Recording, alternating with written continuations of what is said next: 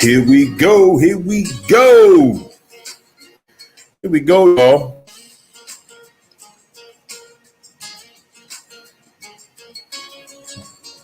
Here we go.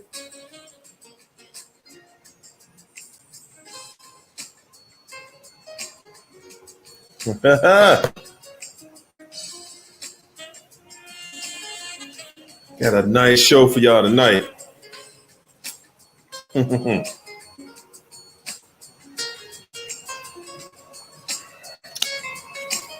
What's good, everybody? What's good? What's going on, good people?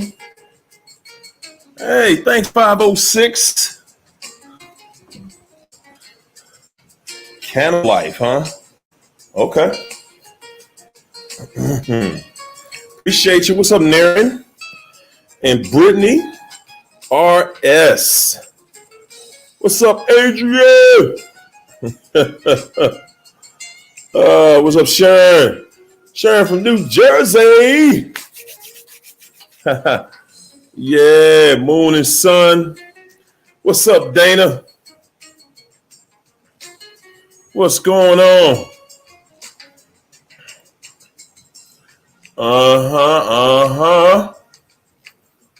RS. Hold up. Let me change this music mood real quick. Cause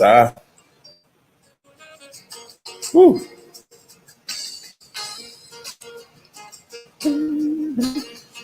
Yes, indeed. Yes, indeed. Let me get the mood changed in here a little bit. I want to feel a little better. There we go. Okay. In the cocoon phase, Ashley. What's up, Ashley? Taurus Goddess. What's up, Jeanette? Zen Flowers and Stacy. Stacy Faldetta from Montana. You from out Montana. Dana, you came all the way in from Edmonton, Alberta, Canada. Edmonton, Alberta? Babe, yes, you are. What's up, Yolanda? Karina Vasquez from Cali.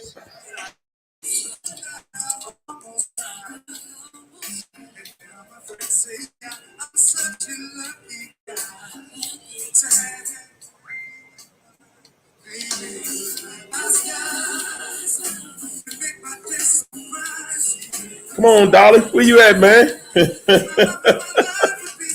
Oh, man. There we go. I Am Sunshine song just for you. I Am Sunshine. There you go. Woo, what's up, Mark? That's my main man, Mark, getting it started early. Hey, Mark. Dog. Keep on doing it to him. It's like we doing it. Mark Weezy. Is that you, Lady B? London in the house. What's up, Valerie? Queen Juju. What's up, Adrian? And Dana, 10 years no contact. Goodness gracious. Donya.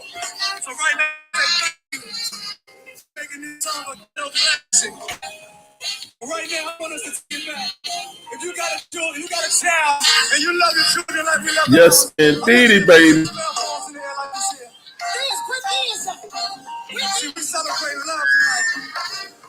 Okay, I gotta put something in here. I gotta put the chat back in there for my man Dolly. Come on back in here. I just put it in there again for you, champ. I'm just trying to get the fellas in here, ladies and gentlemen. What's up with Mia?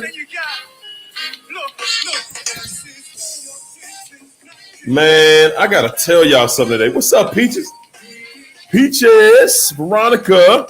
What's up, Tanya? Chili Willie, Veronica, motivated by Damon. What's up, Michelle, Samantha?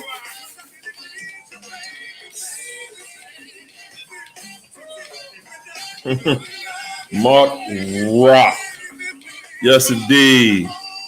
Cam Banks. Look here, Cam.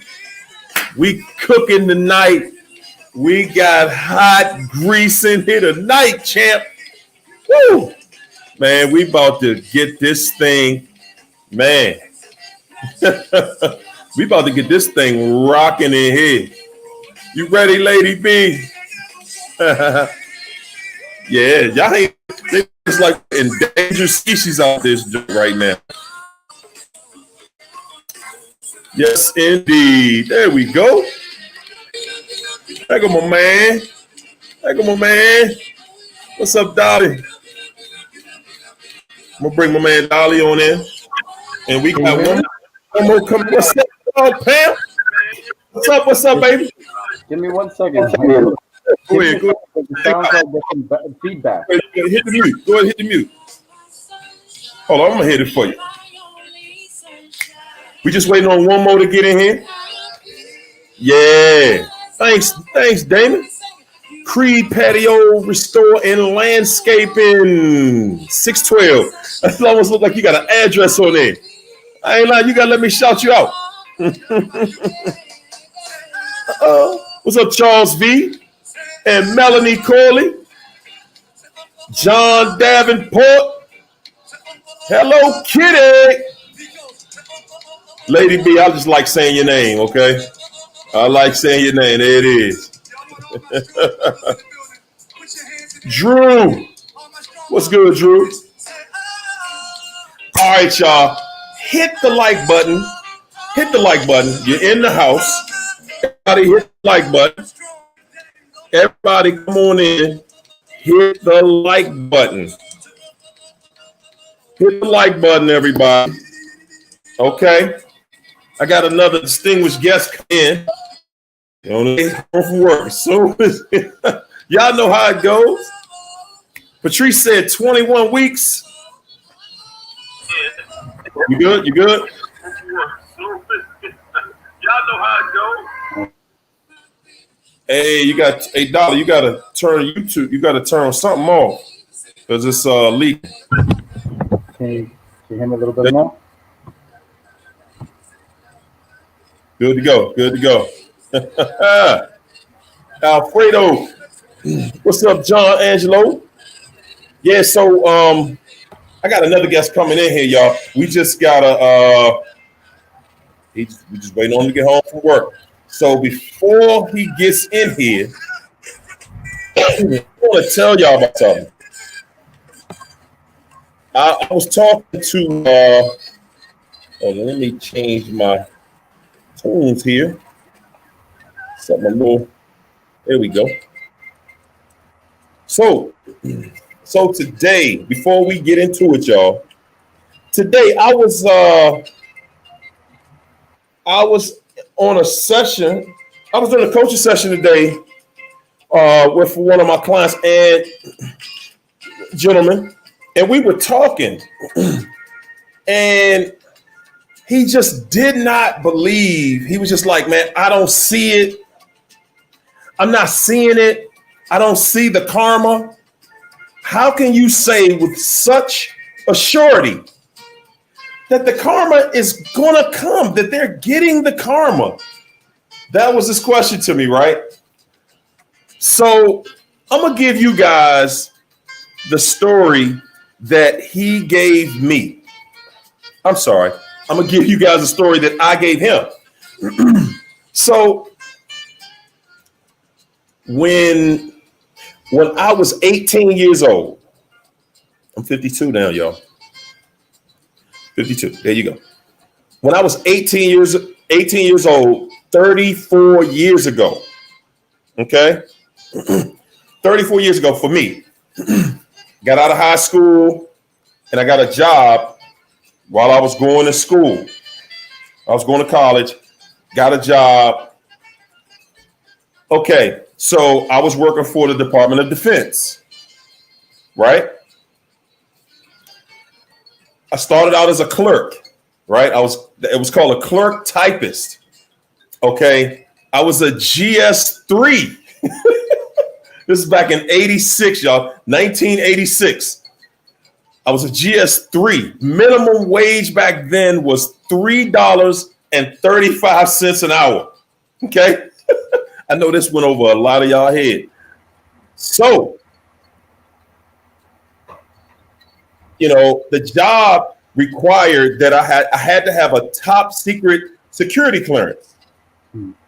So, they sent me down to the Department of Energy and the State Department because that's who does the clearance for you. So I went down there. Yeah, Christina, $3. Yes. It was a different world back then. So back then, that security clearance cost the government, just to get me that clearance, cost the government $35,000. And that was 34 years ago. I cannot imagine what it costs to get you a top secret security clearance now. Okay, so moving forward, I worked the job for about 6 months, right? Saw another job, still with the Department of Defense, but this job did not require the top secret security clearance. So, but it was a promotion for me. Then I'm making minimum wage. I'm a GS3. This job was a GS4. It paid $4.50 an hour. Okay, so I was going up $1.15 an hour. You hear me? Now, while I'm telling y'all this story, I want y'all to think of this the same way, because this is the exact same way that a narcissist thinks when they discard you, when they're going to a new supply. This is what they're thinking. This is why I'm able to tell you with a surety what they're going through, and you will see it at the end. So I had my supervisor came to me, and she said, when I told her what I was going to do, and she said, don't do it. She said, don't do it, because as soon as you're eligible, we're going to give you a raise to that. You're just not eligible yet. Well, guess what? My flying monkey at the time, my little buddy, we young. I was 18 years old. So my little flying monkey at the time, all we talked about was how we could get more money faster. I was just chasing money, just like the narc just chases supply. They're just chasing supply. They're not looking at the benefit of what you had versus what the supply. All I knew was this new job still was in the federal government, and this new job was it was just giving me a raise right there. So after I let them know that I was definitely leaving for this new job because I was strictly about the money. I was strictly chasing money. I did not care about the benefit or whatever. Same benefits, same job.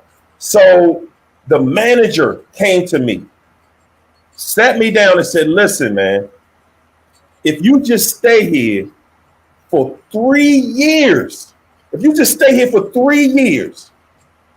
I will give you a supervisor position in the mailroom. I was 18. He just said, if you stay here till you're 21, I'm going to make you a supervisor in the mailroom, because that guy who's there, he's retiring. Listen, I was the narc back then. All I knew was this office over here is paying me $1.15 an hour more. Okay, $1.15 an hour more. Daily math real quick. Woo! Times 80. Woo! Listen, it was an extra $92 per pay. Not per day or something like that, per hour or whatever. It was $92 every 2 weeks I was gaining, an additional $92. Now, for this $92, what I ended up trading was a top secret security clearance. Any of you guys who know anything about a top secret clearance and what that is worth, listen, all you got to do is have the clearance. You can get any job that they have because it's rare. It's very rare that they're going to hire somebody to get them that type of security clearance and pay for it. That's rare, extremely. Woo. So I went off to this job to make this $4.50 an hour. Stayed at the job about a year. Hated the job. Hated it. Terrible. I hated the job. Hated the job so much I quit. Before I quit, my mother said, boy, if you quit that job, you are going to regret it. I said, look, mama, I'm going to figure it out. I'm going to go back to school. That's how narcs think. They make one bad move and just keep making bad moves and bad moves. And that's why you can't figure out what the hell what are you doing? What are you doing? You can't figure it out because it doesn't make sense, because they will make one bad decision and turn it into 30 bad decisions. Okay, so left that job, went to this other job, quit the new job. But my pride, listen, y'all, my pride wouldn't let me just go back to my old job and say, hey, you know what? You guys were right.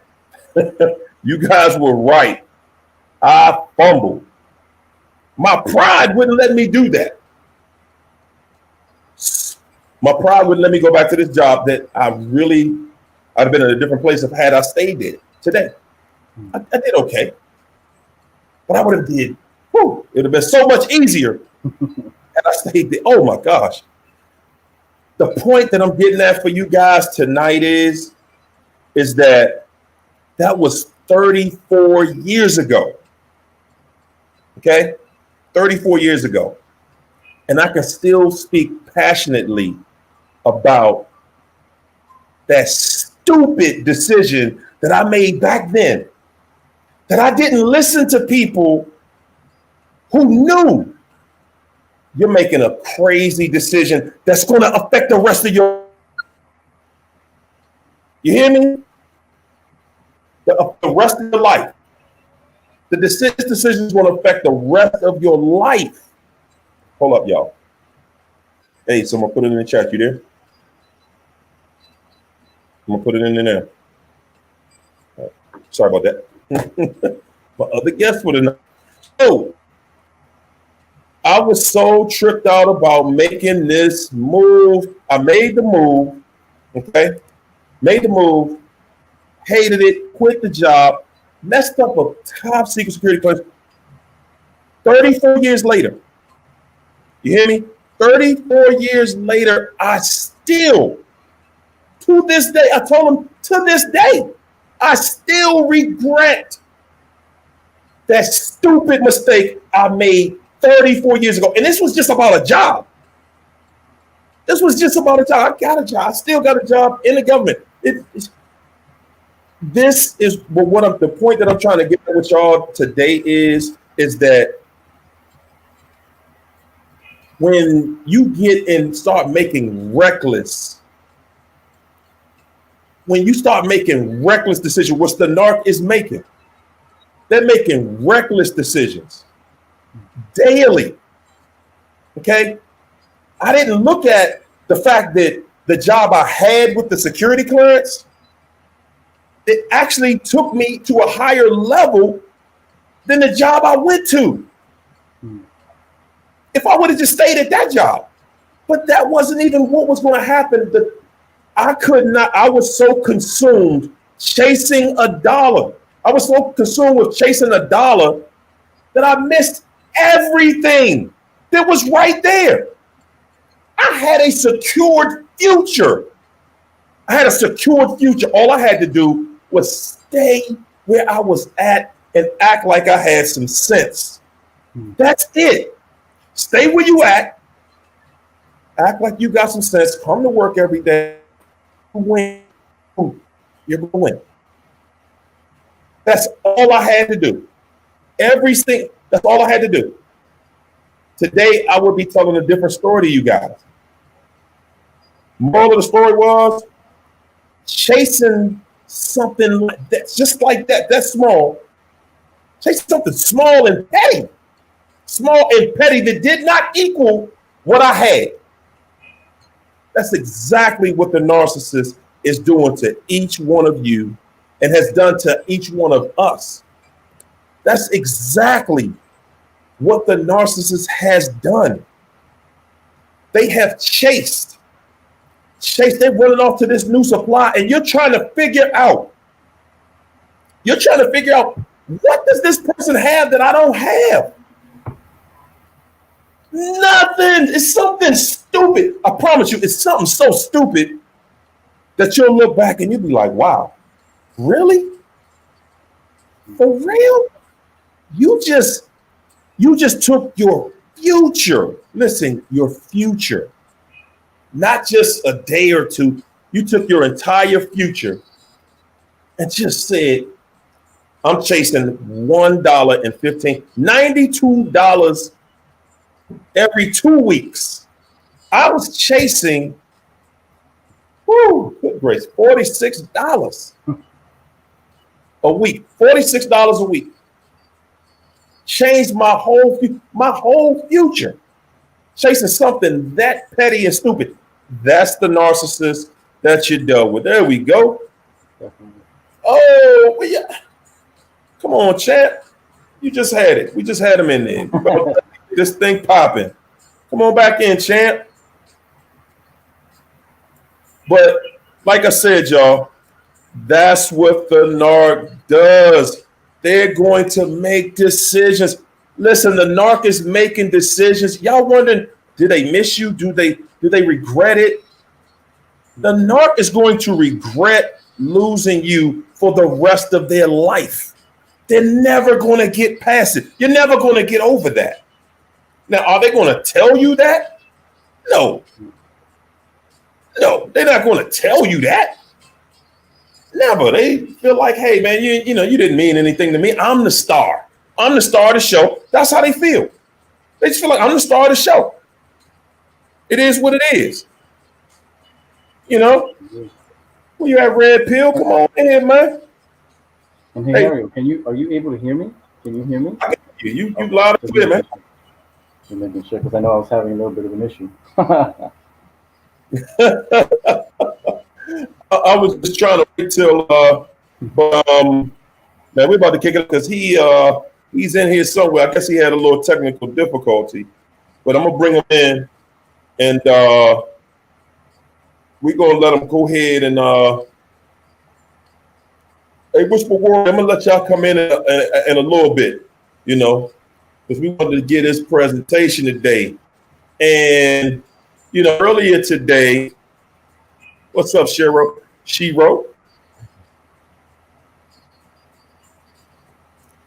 Right. So earlier today, I put this on my wall.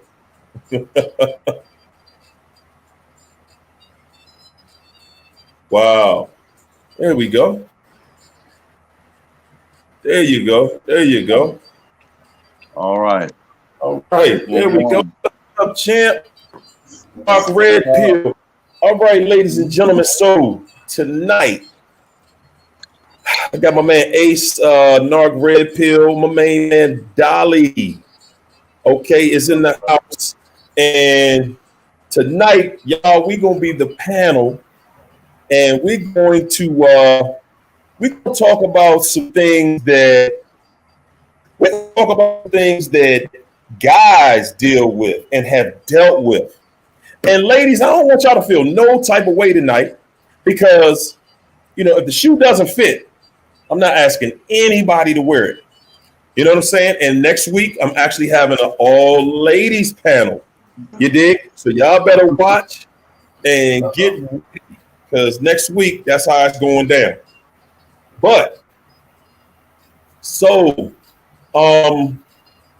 First of all, let's give them a quick little background. Give them a quick background. We're gonna start with you, Dolly. Give them a quick background, you know, and your experience with the narc, you know, because people want to know if we've bona fide dealt with the narcs and everything. So you know, just give them a little timeline, stuff like that. And we're gonna get into it after we drop it. Cool. So yeah, cool. So basically, you know, my name is Vali, and I've been pretty much just putting myself out there in terms of, you know, helping individuals that have experienced, you know, narcissism themselves through, you know, various relationships. You know, us empaths have this affinity and some sort of, I guess you could say, like magnet for like narcissists, and it's something that we do experience throughout life. You know, like myself, I've experienced it since, you know, I was a little boy, through my family, certain family members, then obviously growing up, you know, friendships, not only friendships, but then also relationships, romantic relationships. So, you know, various kinds of like situations, even like at the workplace, you know, so it's just, you know, it's been quite the journey. But what's really interesting is that, you know, if anybody were to ask me, hey, you know what, do you regret going through all of that? At the time, probably yes. But as of now, no, because now I get, you know, to be, I guess, like a voice piece, you know, for all the survivors that are out there, and being able to help you guys out with some very, you know, good information, not only through knowledge, but also through expertise, you know, wisdom. But that's basically just like a little bit of a background on me. Cool. It's all good. All right. Hey, Ace. Uh-oh. Oh, man. Yeah, a little bit of an issue there. My fault. I accidentally pushed them out of the chat. Hey. Oh, we'll wait for him. Oh, good. Let me put a nut back in there real quick. My fault, dog. It was an accident.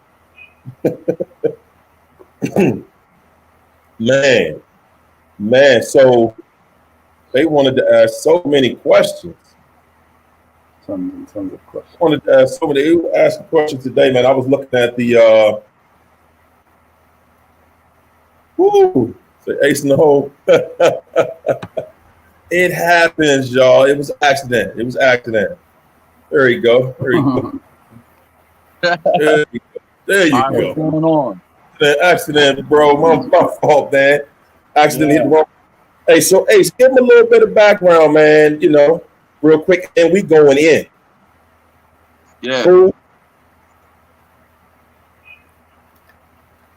All right. Well, you know, I do private security. I do executive protection. I'm a bodyguard for a couple of VIPs in my area where I live. And so for years, you know, I'm kind of echoing on my end for some reason. You got to turn the show off. You got to turn the YouTube off. You watching on your computer or your phone? Yeah, you can't do both at the same time. It'll mess you up.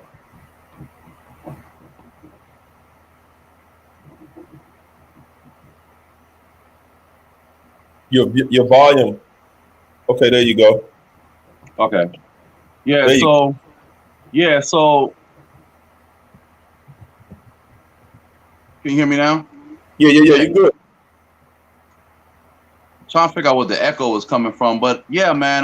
For years, you know, I've been in the private security sector community, and so my background is in private executive protection. You hear me now? Yeah, you good. I don't know why it's echoing. If you have like a headset, maybe you can use that, because I had to do the same thing just now. I was getting feedback. You getting feedback? Yeah, I hear you talking, but it's like double. It's two. It's something like two of them. Are you watching through your phone or your laptop?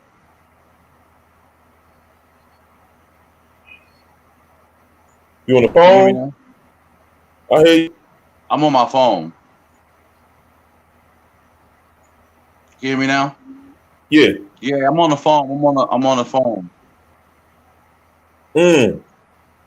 So it's It's just an echo on both of y'all when y'all say something. I can go ahead though. I'm just trying to make sure y'all can hear me clear on y'all end. Are you good?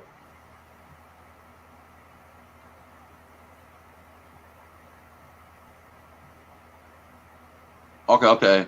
Yeah, so for the years me being in private security, I learned and trained. I'm in the management and teaching people how to protect themselves in security and taking care of businesses, customers, and VIPs.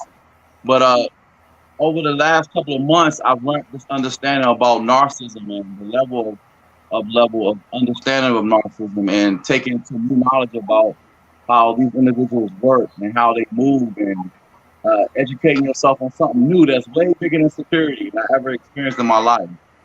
It changes your perception about how people think and act in relationships and friendships, or just period. Because we don't really have a title or name for who these people are or what they are. You just know that you've seen them, you dealt with them, and you know that they exist and it's real. And people might think they're not real, but they are real. I used to call them vampires, but when we understand that a narcissism is a vampire and is a person who likes to take people's energy. And so, when you learn about them and you understand what they're capable of doing, you understand that, hey, gaslighting and love bombing and trauma games, this is a science of manipulation to the highest level. Mm-hmm. So, yes. I agree. A lot of men in the community don't talk about their phases with narcissism females. And a lot of it happens because women don't understand, because men don't want to be put as a coward or a punk or a bitch, because men are not told to express their feelings or express their emotions. We're told in society that, even though a lot of us are masculine, we're still not told to express what we feel and think. The biggest outlet it's been for men to talk is basically it's been on YouTube and Facebook in the last couple of years. This is how the Red Pill and Midtown community, this is how the manosphere community, this is how a lot of communities came to life, because men didn't have a platform to express their emotions. So a lot of women think sometimes when men speak their mind about what women do to them, they hate them. But there's a lot of men like me that love women. We get along with women very well. We just know that we have seen some experiences that has not been fair or made any sense in the relationships, dealing with the duality of feminine and masculine and what roles that men and women play. That's been unfair, and a lot of times some women are not educated with it or educated about it because they have daddy issues. And I'm not saying not all, but some. If it don't apply to you, then it don't apply to you. But what's happening in our society now with the narcissist on the rise is we would say the Jezebel narcissist or the succubus narcissist female. A lot of females has become covert narcissists, so they're never detected.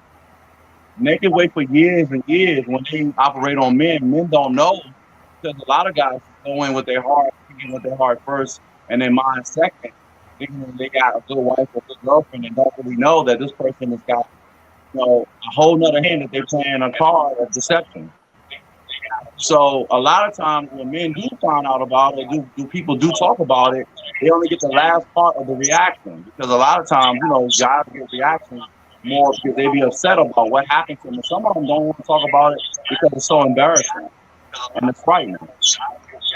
Yeah, so like with us having this discussion tonight is bringing about, because there's not many panels talking about the covert narcissist female. And you guys hear me good? Now I hear a little bit of the feedback. I know it's echoing on my side. Bad. Maybe mute it for a minute, for like a minute.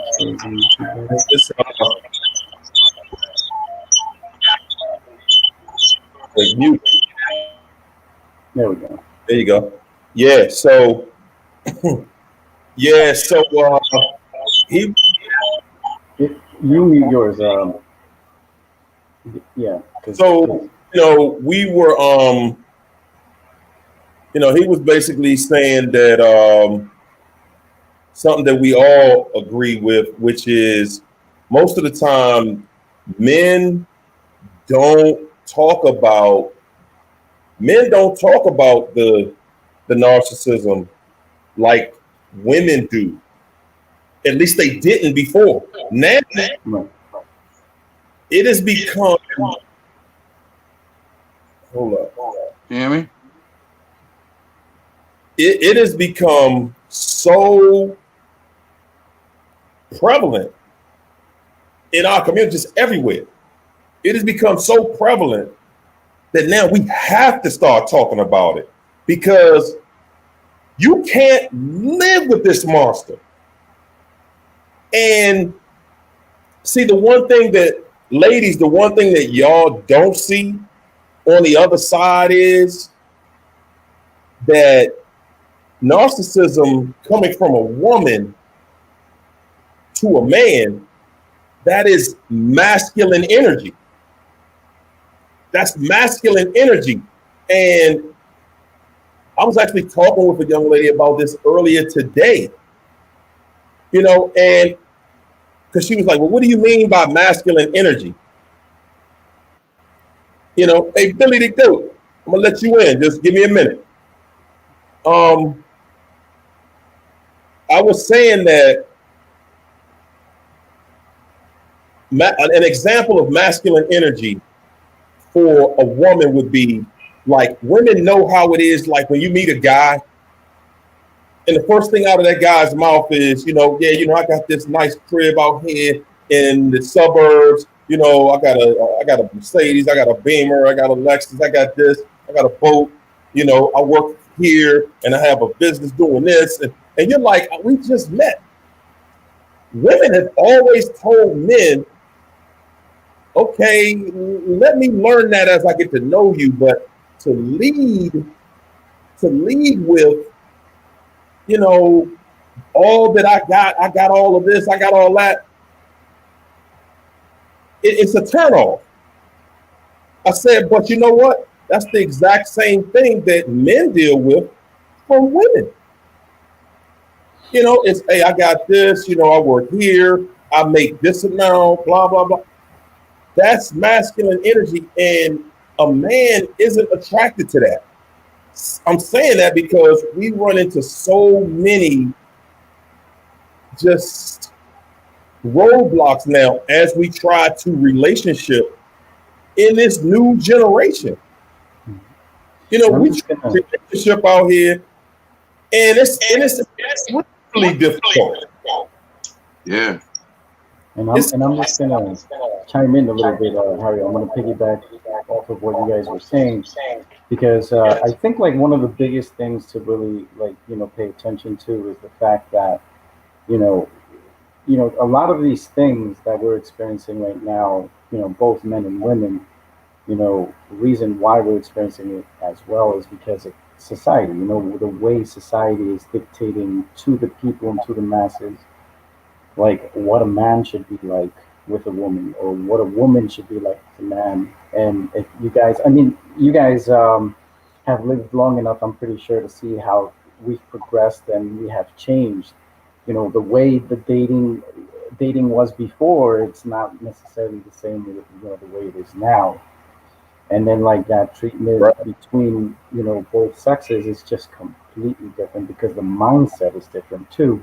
However, some people understand that this is just like a societal construct, a societal thing, but then some people actually live it, So like you said, Harry, a lot of women take on that role of being masculine, and it has a lot to do with the way society is changing right now. Now it's a requirement for both partners to work. Before it was mainly, one paycheck was enough, now, God forbid, they even give us a whole stimulus check, So, things have changed.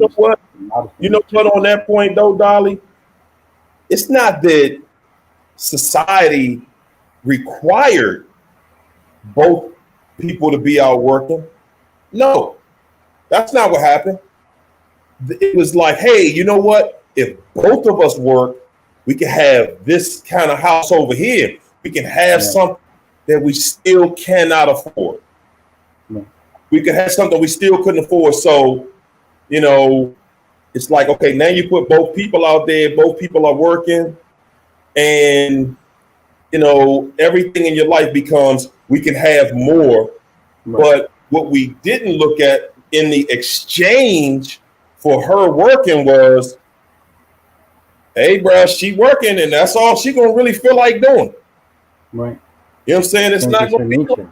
you come home and your house is taken care of and all that, because we living beyond our means.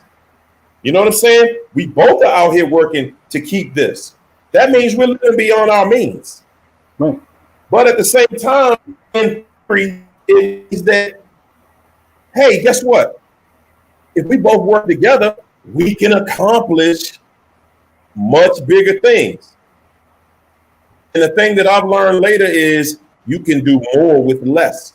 As long as you're on the same page, you will do a whole lot more with even a lot less. Because when you have division, which so many of us have out here, man. I was talking to a lady today. She sent me something in my inbox about a co-worker of hers. And they were talking about how, you know, she said she sent one of her co-workers one of my videos because she could see that the lady was going through it. And she knew that she was dealing with a narcissist. But, you know, at the end of the day, the lady came back to her and said, hey, look, that's not for me. And I was just explaining to her that, yeah, you know, everybody doesn't want to admit that they're going through this. Nobody wants to admit. This is embarrassing to admit you've gone through it, that you're getting cheated on, that you're getting manipulated, that you're arguing with somebody every day when you go home.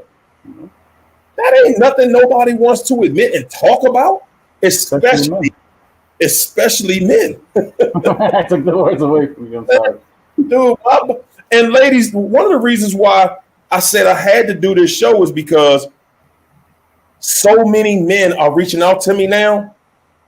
So many men are reaching out to me now because this thing is off the chain right now. This thing is totally crazy.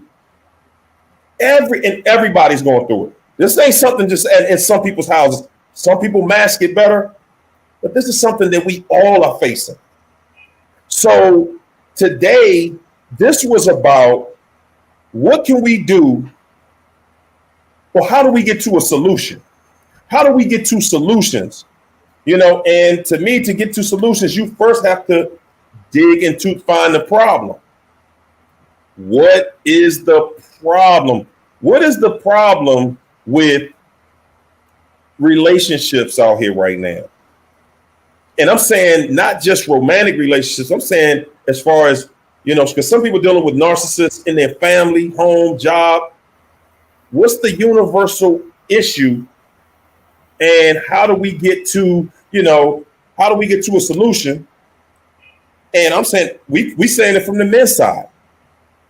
And fellas, remember, the ladies coming next week, and you know they coming.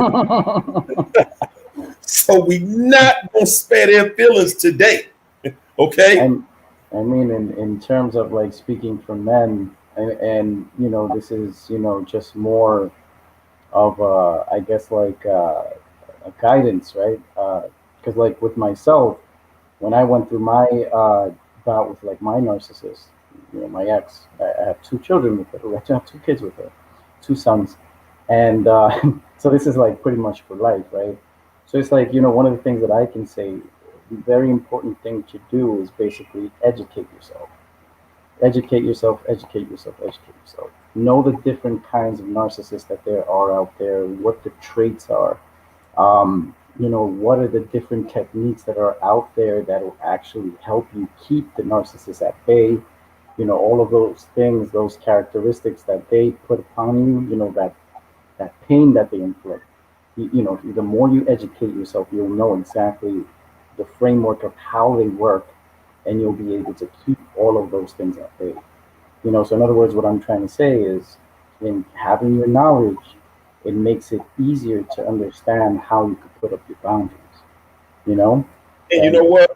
Hey, while you talk, I want you to tell people, how did you get out of the entanglement? How did that thing end?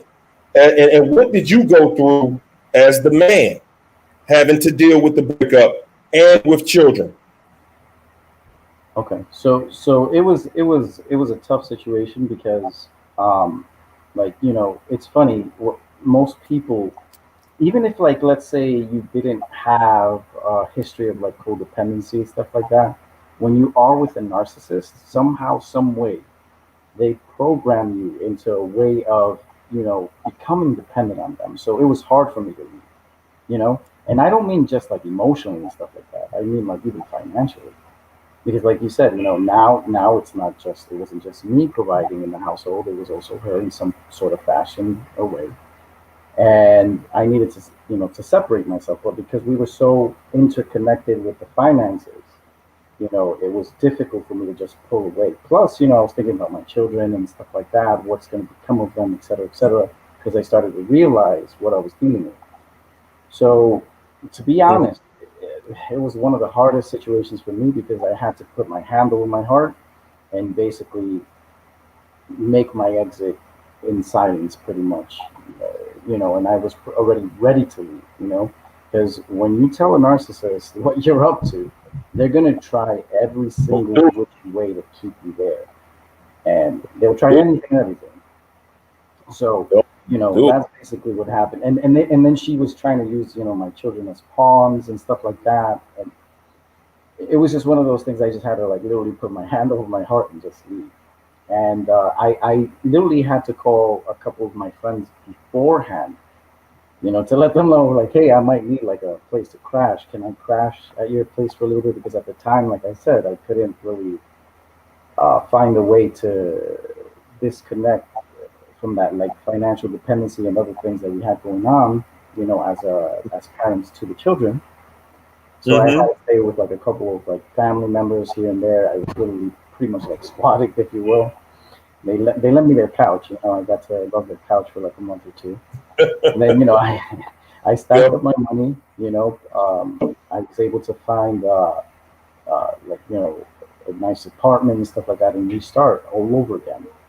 But that was only half of the battle.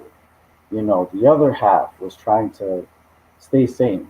You know, because once you start, like, you know, with the red pill, you know, the red pill, you take that red pill, and it's just like your mind is blown in so many ways, in so many fashions. So one of them being like, you know, like we were saying before, it's hard to believe that a person can do that. You know, especially like if you're an empath.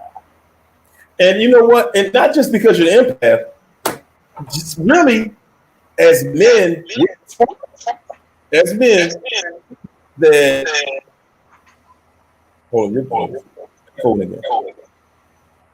as men, we're taught from childhood that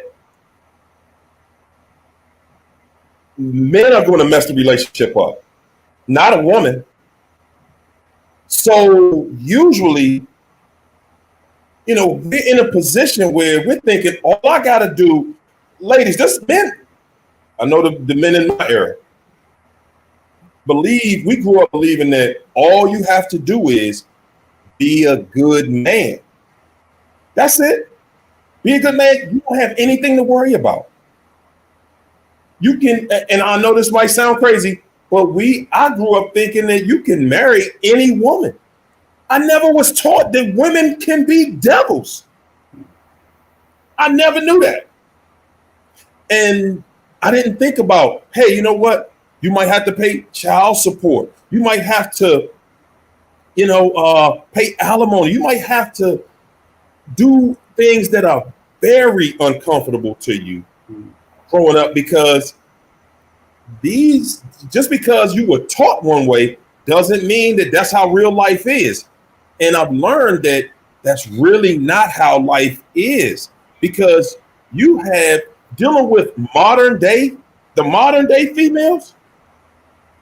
Good God. Ladies, you know, it's so many of y'all, it's so many options out here. But I'm telling you, almost have to go through 50 to get one good one almost. And I know to y'all think that, no, it's all, I know my girlfriend, she's a good girl. Yeah, okay. Whatever. Whatever. Your girlfriend taking somebody through that and somebody going. It is extremely difficult for men to find a good woman. I mean, the Bible says it. A man that finds a wife finds a good thing. I didn't read that as a parable growing up. I just thought that, okay, you just get married, you got a wife, you got a good thing, right? No, that's not how it works. See, a wife is an action. That's an action word. That's an action word. A wife is an action word. So when you're out here looking for that good woman, the wife, it's like, okay, good luck. It's a lot of options out here. A lot of options out there. But all we can say nowadays is be careful, because Lord, it's a track record. The track record here right now, man, they're just in relationships. And a lot of ladies ask, like, how do you navigate as men? How do you navigate trying to vet a woman nowadays? How do we go about it? We in COVID. We're, you're isolated. So how do you? That makes it even more difficult as you try to vet, different, and everybody. I ain't say everybody. It's a lot of single people out here right now. It's just an abundance. Mm-hmm. Everybody wants to. So that's the one thing that we can see is that we all don't want the same thing. But the crazy part is we're all saying we want the same thing. We want a loving relationship. We want a loving partner, somebody who's going to be honest, somebody who is going to,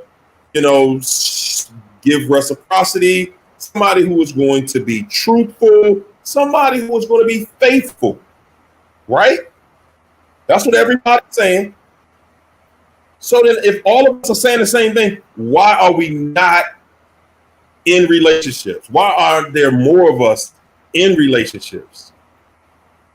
What you think? Well, I mean, honestly, for me, I want to say, like, again, part of it is, times have changed. That's for sure. And definitely, society requires different things from men and women both.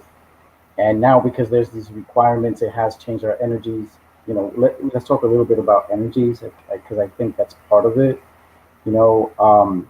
Like, for example, for males, like when we talk about like the MGTOW community, like I don't necessarily immerse myself fully into the MGTOW community, but I do appreciate it, because again, it's like another voice box for, all the men that are struggling out there and are having, relationship problems and that sort of thing. But I do kind of share that theory with the MGTOW community, where they say, there's masculine, feminine energy in both, male and female. But now, because again, like the requirements have changed, society has changed, they require different things from us. Our energies are shifting. As you can see, some men aren't as masculine anymore, more effeminate, if you will. And, Yes.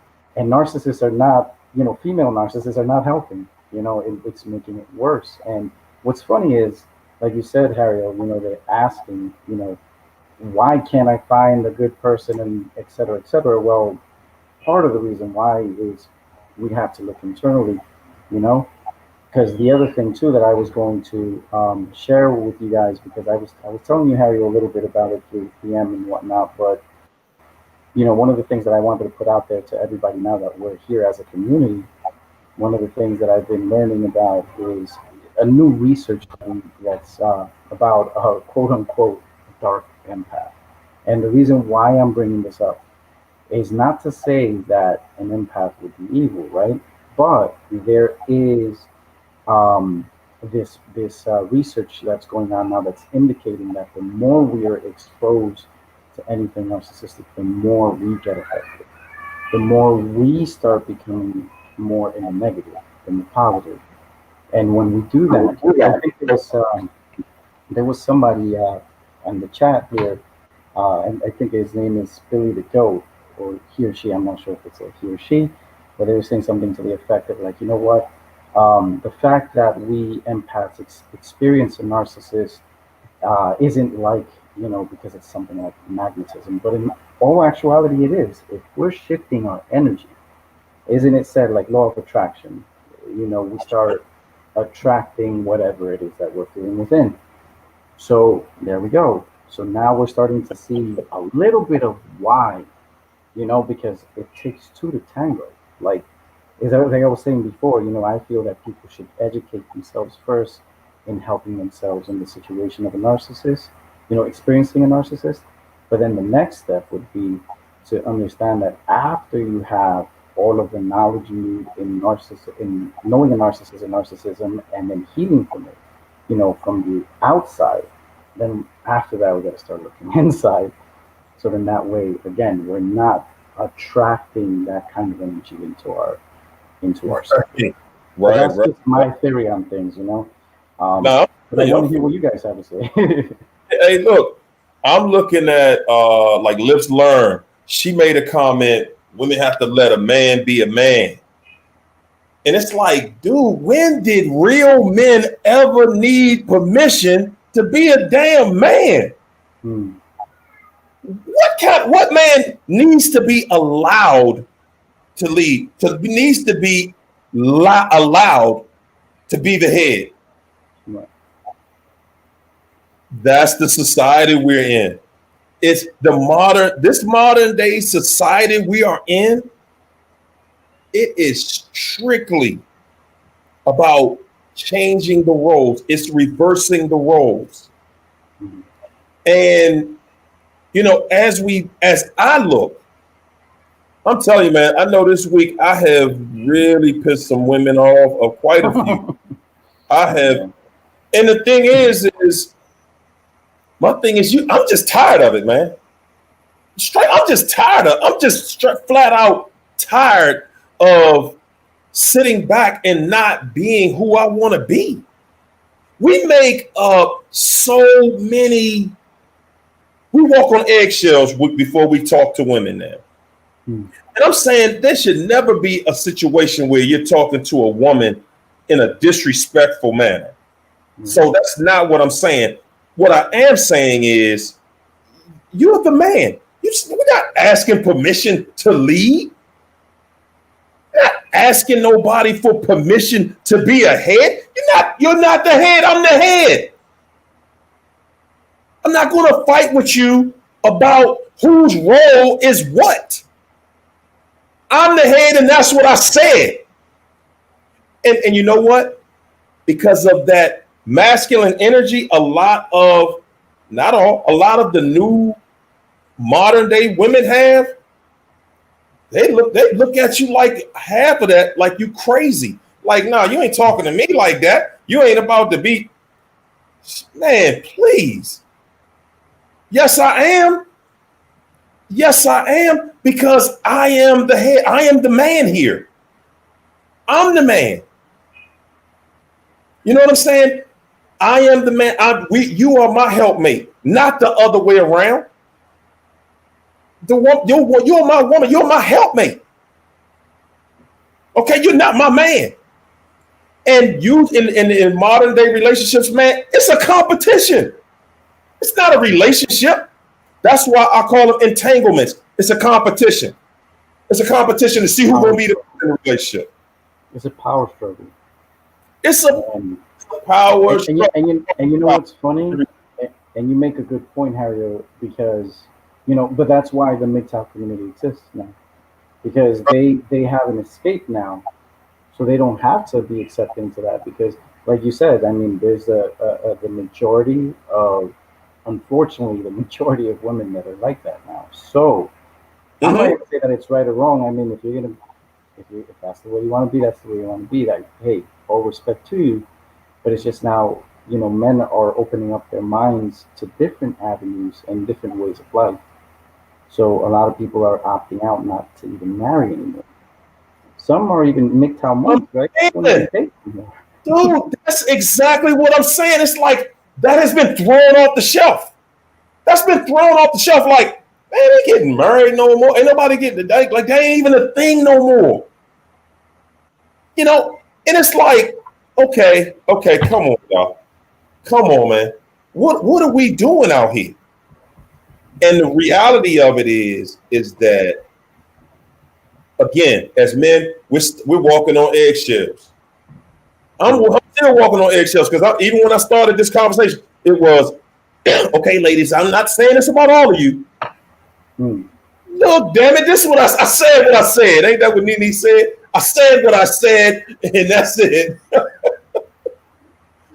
But I mean, real talk, man, it's not about being disrespectful. It's like you can't be in a relationship with a woman and think that she's going to allow you to not be the man. But it's like she's not, ladies, y'all not understanding. You're not understanding that. LG said, Coach, are you a narc? Hey. So this is the thing, man. We got this game so twisted around, and see, just like that comment, men scared to say something because, oh man, y'all gonna say I'm a narc if I say that. They gonna say I'm a narcissist if I talk like a damn man. You use masculine energy and, oh, you a narcissist. That's not narcissism. That has nothing to do with It's only narcissistic when a woman uses it. I said it. It's only narcissistic when a female is using masculine energy. You are a woman. You're feminine. How would you look at me if I was acting feminine? Well, that would be narcissistic too. And a lot of females, I mean, let's keep it 100. I mean, a lot of females, you know, do say, you know what, we would not prefer a feminine man because I can't respect that man. So, you know, that right there already, I mean, when a man does that, I've seen it happen to certain females. I've seen it, like men acting like women, you know, being very nagging, very just effeminate, and they're the ones nagging and doing these things that are just not. Oh man, there you go. Not emotionally just not emotionally responsible, I want to say. You know. But I was watching a video. It was a panel of men talking about, and this was a panel of married men. Woo, they couldn't say nothing they wanted to say. They literally could not say anything they really wanted to say because they had to walk on eggshells the entire show because of the fear. I don't want to get crazy started when I get home. I don't want my woman looking, you know, is that how you feel? And you know, don't want to deal with that. They don't want to deal with that at home.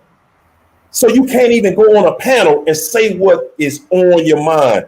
I just remember one of the guys on the panel was talking about how, okay, so guys, this is a real thing. Some women make more money than their mate. Some women make more money.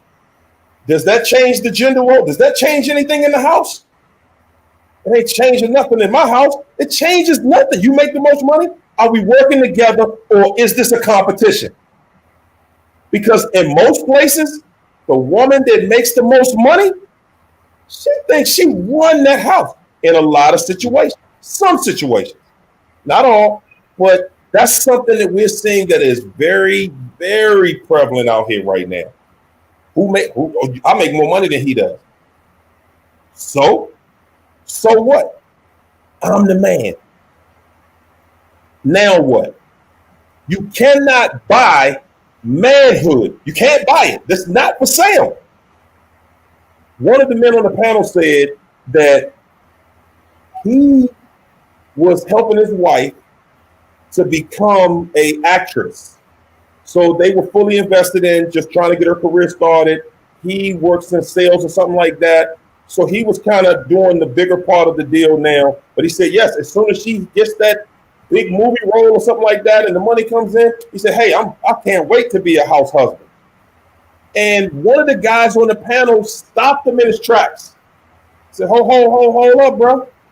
before you quit your job. A house doesn't work like that. A man cannot be supported by a woman. It can't work. You can't do it. That's feminine energy. You will destroy your relationship like that. And the guy was sitting there thinking, but no. Our house is different. We share our money. Everything is together. He's like, dude, look, when she start making more money, you'll see. You'll see how that works. Because everything changes, especially when you put large amounts of money in a home. Dude, money, the love of money is the root of all evil. All evil. And this guy was just trying to show him something. And I was like, yeah, that's it. You know what? There are double standards for both sides. Ladies, as men, you cannot support us. You cannot take care of us. That's just an unwritten rule. It is what it is. You can make more money, but you cannot be the sole provider. It just doesn't work that way. You know, we have double standards that work in our favor. You know, but you know what? We both have a role, and our role is not equal. We're not equal. I don't know who told that lie or who started with that lie, but I'm here to tell you today that that's a lie. We are not equal. We were not equal. We're not the same. Okay, we're not the same. I am the man. You are the woman. And we both have a role to play in a relationship. And that's it. I don't cross that line in your lane. You don't cross the line in my lane. Talk to him, fellas. Yeah, so for sure. I mean, I want to say that, you know, going back to what we were kind of saying before, where if there's no reciprocity in a relationship, then we're not talking about a relationship anymore. Now we're talking about power struggle. And again, the power struggle comes from that shift in energy. When there's that shift, forget about it. It's difficult to try to balance things out within the relationship or come to a conclusion or an understanding of things. And most, I want to say, most of the women of now, they get offended when we say, you know what, we're not the same, we're not equal. But I don't think, you know, I'm thinking to myself, maybe they're not really understanding what we're really trying to say with that. We're not trying to say like, hey, you know what, you're a lesser human. We're not saying that. We're literally saying we're just not the same. Like, we think differently, we act differently, we come to solutions on things differently. You know, we're a little bit more logical, females a little bit more emotional. So that's what we mean by not being equal. Not, you know, you see how what I'm saying? You see how you gotta explain that though? You see how you explain it? We have been taken out of who we are. We as men, we have been taken out of the element out of our element. And it's kind of like saying, you know, I'm a nature person. So, you know, I'm all about, I watch nature videos literally every day. I love nature because you watch nature, you'll learn a lot about yourself and the world. And I always watch videos about either alligators or lions. And the lion is the king of the jungle. Okay, he's the king of the jungle. The lioness, she goes and gets the food. But even the lioness, when she goes to hunt the food, she can only herself. And she's a lion. She can only get certain types of prey. They can only prey on certain animals. She can't go out there and snatch a giraffe down or a buffalo. No, the female lioness is not going to try that. They're going to have to bring the big boy out because he's at home protecting the home. He's protecting their land. You know what I'm saying? There's an element with him that she doesn't have. She's not going to fight until she dies. She's not. That's not her role. The male lion knows, dude, you're gonna fight till you die. You die on this job. You're not here to just, okay, we got you something to eat today, buddy. No. When some other lions from a different pride come around, that lion knows he gotta die on the job. To, okay, it's two of them, it's one of me. I gotta fight these two jokers, and I gotta kill them. And it's that sacrifice for the family. But you know what? I'm curious to hear like the red pill MGTOW side of things. So if you can just Absolutely. spit a little bit of bars for us. All right. Well, you know, like what you were saying, the MGTOW, the red pill community rise because of all the drama and conflict. You know what Hario was saying about relationship, you know, communication, because men are just going their own way. They don't want to get married. They don't want to settle for relationships because of what's been happening. And me being an observer, being in the red pill community, I'm a Sigma male, but I am a red pill, and observing things. A lot of men are tired. A lot of men are tired of not having a voice or opinion in our society because everything has been social engineered where men don't have feelings and emotions. The only, like the last 10 years, men just recently had a panel to speak on. So a lot of times men don't speak up about what they want or what they're feeling is because you get told that you're a coward or you're a punk or you're a bitch. And so if you speak on it, then somebody will say that you hate females. If you speak on it, they'll say that you hate women. And that's to always shut you up. That's to always to make you deflect where you can't, you know, have your own opinion. Just like when, you know, Hario was speaking, somebody called him a narc. That's the stuff that we get when we expose and bring up truths that's real. But see what's happening now, because the rise of feminists is dying out, womanism is dying out, women are hitting the wall and no one is marrying them. Where all the men go? Well, because when we came to you and to save you and wanted to be there, you didn't want the real ones. And you ran off with all the ones that wasn't right for you. Because right now men are like, well, wait a minute, why should I build all of this up and bring my kingdom to you? And then you bring me nothing in return but a smile and deception or drama or chaos or problems where I have to fix and solve. And so you see ones get upset about, I laugh when I look online, they be like, well, I have children, I have family, they don't want me. Well, you know what? Because what's happening now with the laws that's made out in society, if a woman get vindictive, she can easily take some oranges and hit her face with it, or she could say that, hey, he hit my child, he hit this. So men are so scared now to even do anything to play a role because now anything you say can be used against you.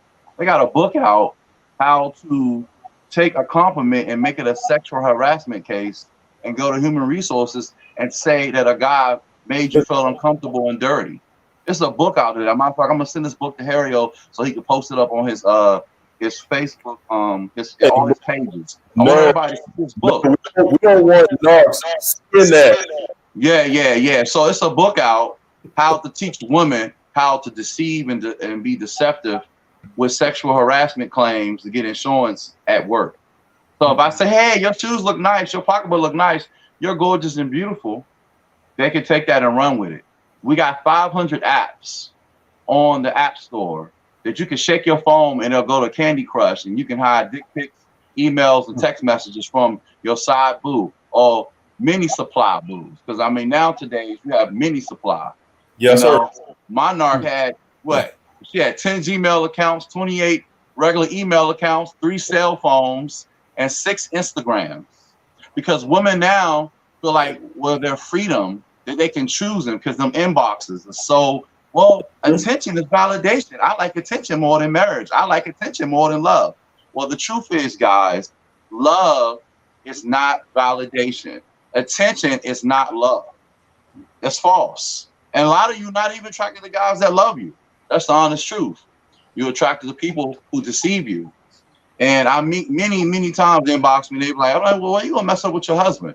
Got it good. Why you gonna mess that up? Oh, they was giving me attention and I liked it. Well, how you know the attention is legit and it's authentic? So, you know, a lot of times, and a lot of them, they get bored. It's the hit of that dopamine. That's the strongest drug in the galaxy. It's that dopamine. Because You know, now I've met many people I've talked to as women say that they'll rather get a high value man, and women do look for hypergamy, but they'll turn down a high value man with being a top producer for attention and validation all day. I think it's crazy. Right here in the home of DC and Maryland, you got some chicks will turn down a 6-figure, 7-figure guy for attention versus the streets, then versus a guy that's a heavyweight, a champion like Mike Tyson, to be like, oh, well, I don't want the responsibility. I don't want to be held accountable. So I'd rather have attention versus dusties in my inbox or simps to worship me because they don't hold me accountable. I don't got to know worried about if I wash the dishes, that I cook dinner, that I make sure my child did his homework. I don't want nobody tell me that I can play with 5 dudes' hearts, 3 credit cards, or manipulate 5 men at one time and tell them that there's nothing wrong with playing with their emotions and using them for their resources. And pop up with an STD with one of them, and the next one of them you might be pregnant by.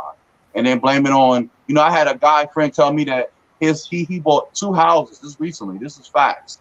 His covert narcissism wife, when he came home, it was something fishy and weird in the air and atmosphere. And he said something told him to go check the trash can because he's a truck driver, but he's a local truck driver. And when he did, he found 2 condoms with semen in it. So we're dealing with a level, you know, beloved level that nearly to almost date a person or to be in relationships with them, you got to nearly do a background check. You got to nearly know the aliases of who they really are with a detective, because you're not getting what you think you're going to get. You know, and it just form an example. I with my narc, I'm like, you got 3 cell phones? Who are you working for? The government? What agency are you working for? Man. So because you can play game and see. Let's talk about that. Let's talk about. No. Social media made it big. You know, so you ain't gotta be loyal if you want to play games. I've seen some of the social media acts that I always crack up about, how now you can have it where anything you say can be just deleted immediately. You know what I'm saying? And when I talk to all the G's in the community, that's females and men, we talk about the new levels of deception. This is why I talk about the next level panel we're gonna have is the evolution of the narcissist. Because see now, the evolution of narcissists now with the technologies available, they can go on Duck, Goose, or these sites where they can hide. Yeah, well, what it does when you go on these sites now, you can hide and cheat on your spouse and go on sites where it's like almost like the dark web, where you can hide, where you can't know what they did and what they last looked up. You can hide that now, and a lot of them use.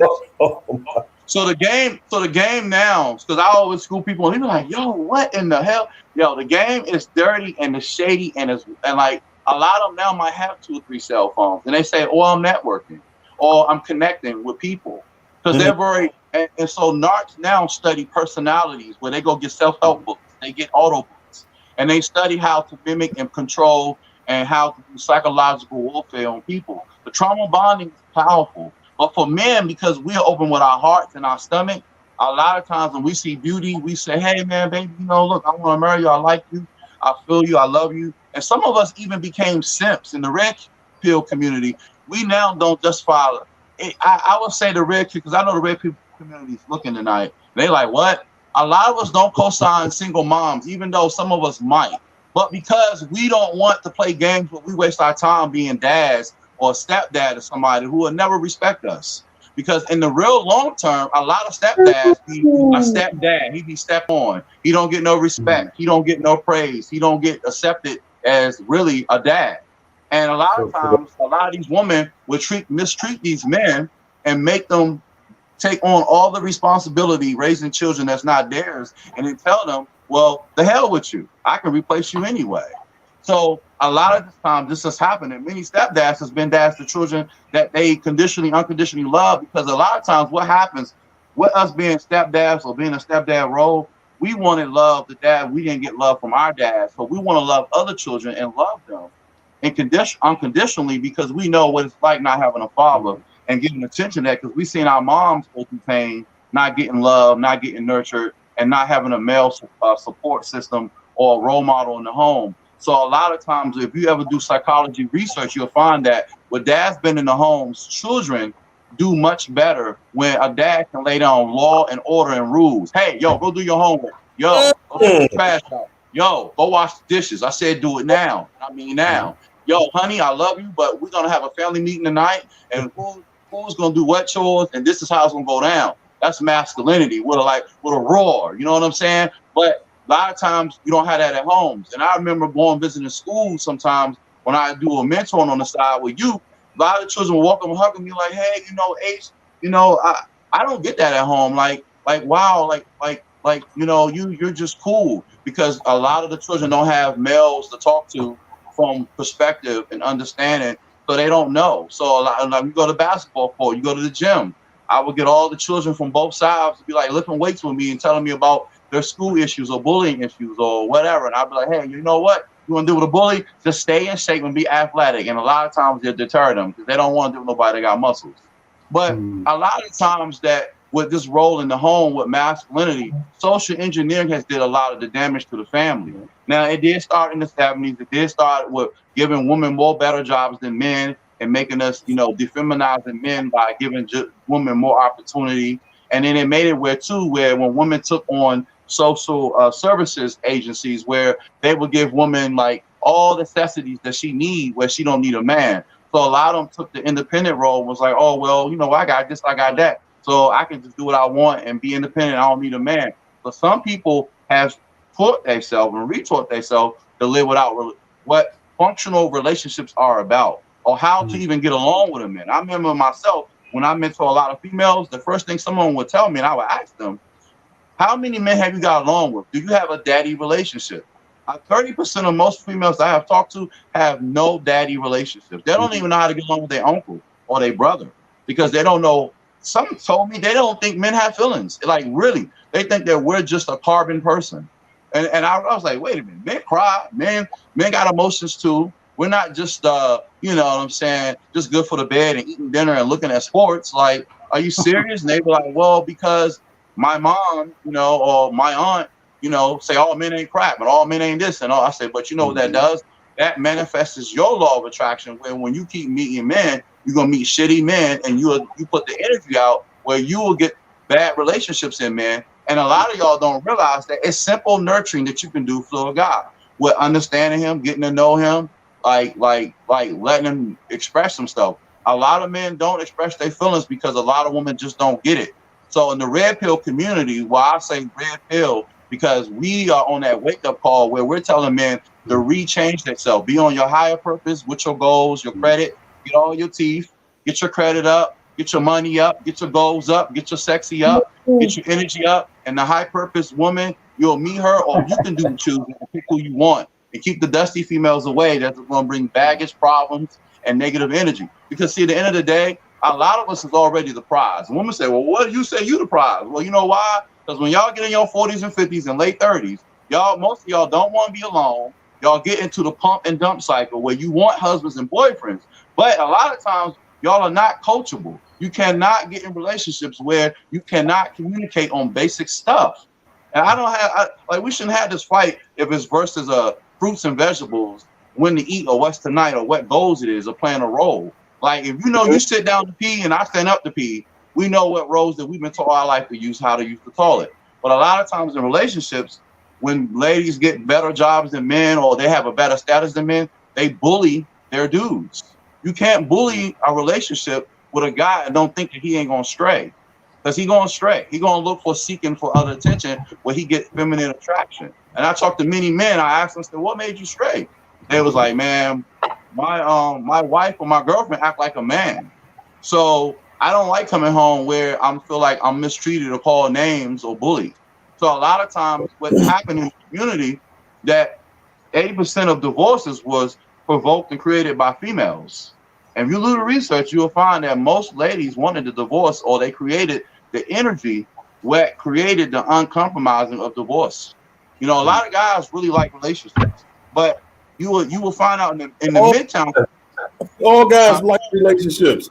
That's a misconception. The misconception about men is that we don't want relationships. I was looking for the question earlier. They want to know, men really want relationships. Men not only listen, there are 3 men on the show. Right. So I think you have to meet your thing. are looking for marriages today. Mm-hmm. Just a relationship, marriage. Right. You know what I'm saying? Well, It should be an easy thing to put together, right? right. It's Well, not. it's not, and it's not fair, and it's killing and destroying masculinity on the highest level. Where while we have the high rise of midtown red pill, blue pill, the blue pills are the betas. You know, the sigma alpha males is the red pill. Like me, I'm a sigma male. We are independent. We're the tiger. I know you said the lion. The lion is the alphas. So we believe in independent thinking, solving problems, and solving solutions. But you know, when we see the rise of the Kevin Samuel, and we see the rise of Anthony Faze, Greg, Coach Adams, and Jason Black, and Tariq Rashid. When we see the rise of, you know, Red Supreme, and many people, they're rising because men are tired of the nonsense that's getting put out in society, where feminists is teaching women to be like, well, shit on men, play on them, use on them. And these platforms is pushing these theories where you can, you know, do bad things in relationships. Some of these people don't even believe in some of the stuff that they're teaching. So, but when we see these men are coming out speaking on this, men are having a voice. Men are saying, hey, man, you know what? I ain't co-signing that. I ain't down with that. You know what I'm saying? Just like, you know what I'm saying? It's coming to a point where men are like, they have a voice. And so when I laugh a lot of times when I see when guys mention a name that's big in the community, like, the OG, Coach Adams or AMS, male, alpha male strategies. They get mad at these guys. They hate these men, period, or the manosphere, or some of these different groups that has risen up and has really came to YouTube and laid the platform out for men's voice. It's only because men ain't never had a voice for all these years. And men are tired of being mistreated in a way where they can't speak on topics that affect them or affect their situations. And if you look in society and you see what's played out, to be, a top producer or just a good guy, have to go through a whole bunch of crap just to get the one woman that he wants. That should not be like that. Versus a Tyrone or a Pookie or Ray Ray, who a man who ain't shit, that he could just get anyone down and lamb and slam, and there'll be no problem to it. And this is the reason why. So it mean like, and what's funny, when you become red pill and be awakened, and what's funny that I have learned just sitting back doing the psychology of it, women love more simps and yes men and agreeable, not feminine men more than they love more masculine men. And really, they really love masculine men, but they hate the fact that most masculine men will hold them accountable. So they will deter from a masculine man to seek a beta male simp attention. And I talk to a lot of married women, and they'll inbox and say, so you married, why did you go to the simp for advice? Well, because my husband corrected me and I didn't want to listen to his rules of correction in the home. So therefore, I wanted to hear the beta male give me praise and attention and tell me that I'm right because I got a big butt and a smile. And I said, really? So, but that's messing with the communication of your home. Like, if you knew it was wrong, just say, hey, honey, I apologize. I'm wrong. You're right. I want to get along with you. I love you. But because of that, they don't want that. That's a whole nother level. We're talking it from the aspect of single men. Man, I didn't even talk about the married men that are doing exactly what you just said. Their wife got a inbox with 2,000 dudes at her all the time. And she eating it up. That kind of stuff. I mean, it's kind of like, and the thing is that even though men, we have things in our inbox as well. You know what I'm saying? We have things in our inbox. But at the end of the day, you're not going to be able to have a relationship with somebody, with anybody, that's getting all that attention and they're playing into it. And I'm saying that to say that when you're getting outside attention, and I'm saying anybody, whether you're in a relationship or you're single, when you're getting all kinds of crazy attention, you can't focus on any one thing. Anyone, and we don't, in a society we live in, it's so filled with those kind of traps. It's just filled with every day. It's a new way you can go online and you can cheat and you can start doing it and torturing somebody. And that's just the start of narcissism. And as you get into it, it just progresses further and further and further. And I'm saying, like, you look at how, I see somebody, a few people ask, like, well, okay, how does that relate to narcissism? It relates to narcissism because that's how narcissism, that's where it starts. That's where it starts, at that disobedient point where you feel like, I like this attention. This is a lot of attention. You know, this is attention coming to me, and I'm not paying that any attention. But at the same time, it's still there. So I want to like chime in very quickly too, you know, so that way I could piggyback off what you guys have been saying. So like one of the things that I wanted to say also is that, like, and going kind of like what you were saying, Harry, and then you too, Red Pill, that, you know, when it comes to either dating or being in a relationship with a woman, especially like if the woman has that imbalance, right? Let's call it an imbalance, right? I've had certain individuals that have spoken to me that have been actual narcissists. They thought they were empaths, but they were narcissists, or wounded empaths, as I like to call it, but they were actually narcissists. And when they used to tell me, I mean, you know, I would still work with them because, I mean, that's what they wanted. I can't just say, hey, you know what, just go away, you know. I'm okay with that. I want to learn too, you know. So having these one-on-one sessions with these particular individuals, what they have told me is, you know, when we look at things in retrospect in their life, you know, in their past and being brought up and growing up, what they were taught is exactly to do that. Or sometimes it wasn't even that they were taught to be that way, but it was also what they've seen between the interaction of their parents, or like their aunt and uncle, or their mom, grandmother, grandfather, you name it. So they start seeing these relationships, and automatically, as you know, because when we're children, we're like sponges, right? So we kind of absorb everything, and then we just automatically, you know, it'll do something to your mind where it'll be kind of like, you know what, now this is the way it is. And then now we have this social engineering, as Red Pill was saying. Now we have the social engineering where they're kind of like, you know what, this is feminism, this is what it's about women and equality, et cetera, et cetera. So now this resonates with those particular females, you know, that have those issues from their past. You know, so that's one of the things that I wanted to add in there. And then the other thing too that is I feel is enabling all of this also is toxic males. You know, toxic masculinity, like, you know, the males that they feel that they're within the masculine, but in all actuality, that's not masculinity. You know, there's a difference between being a leader and being a boss. You know, like there's a difference between that. And masculinity is all about leadership, you know? And I just wanted to throw that in there.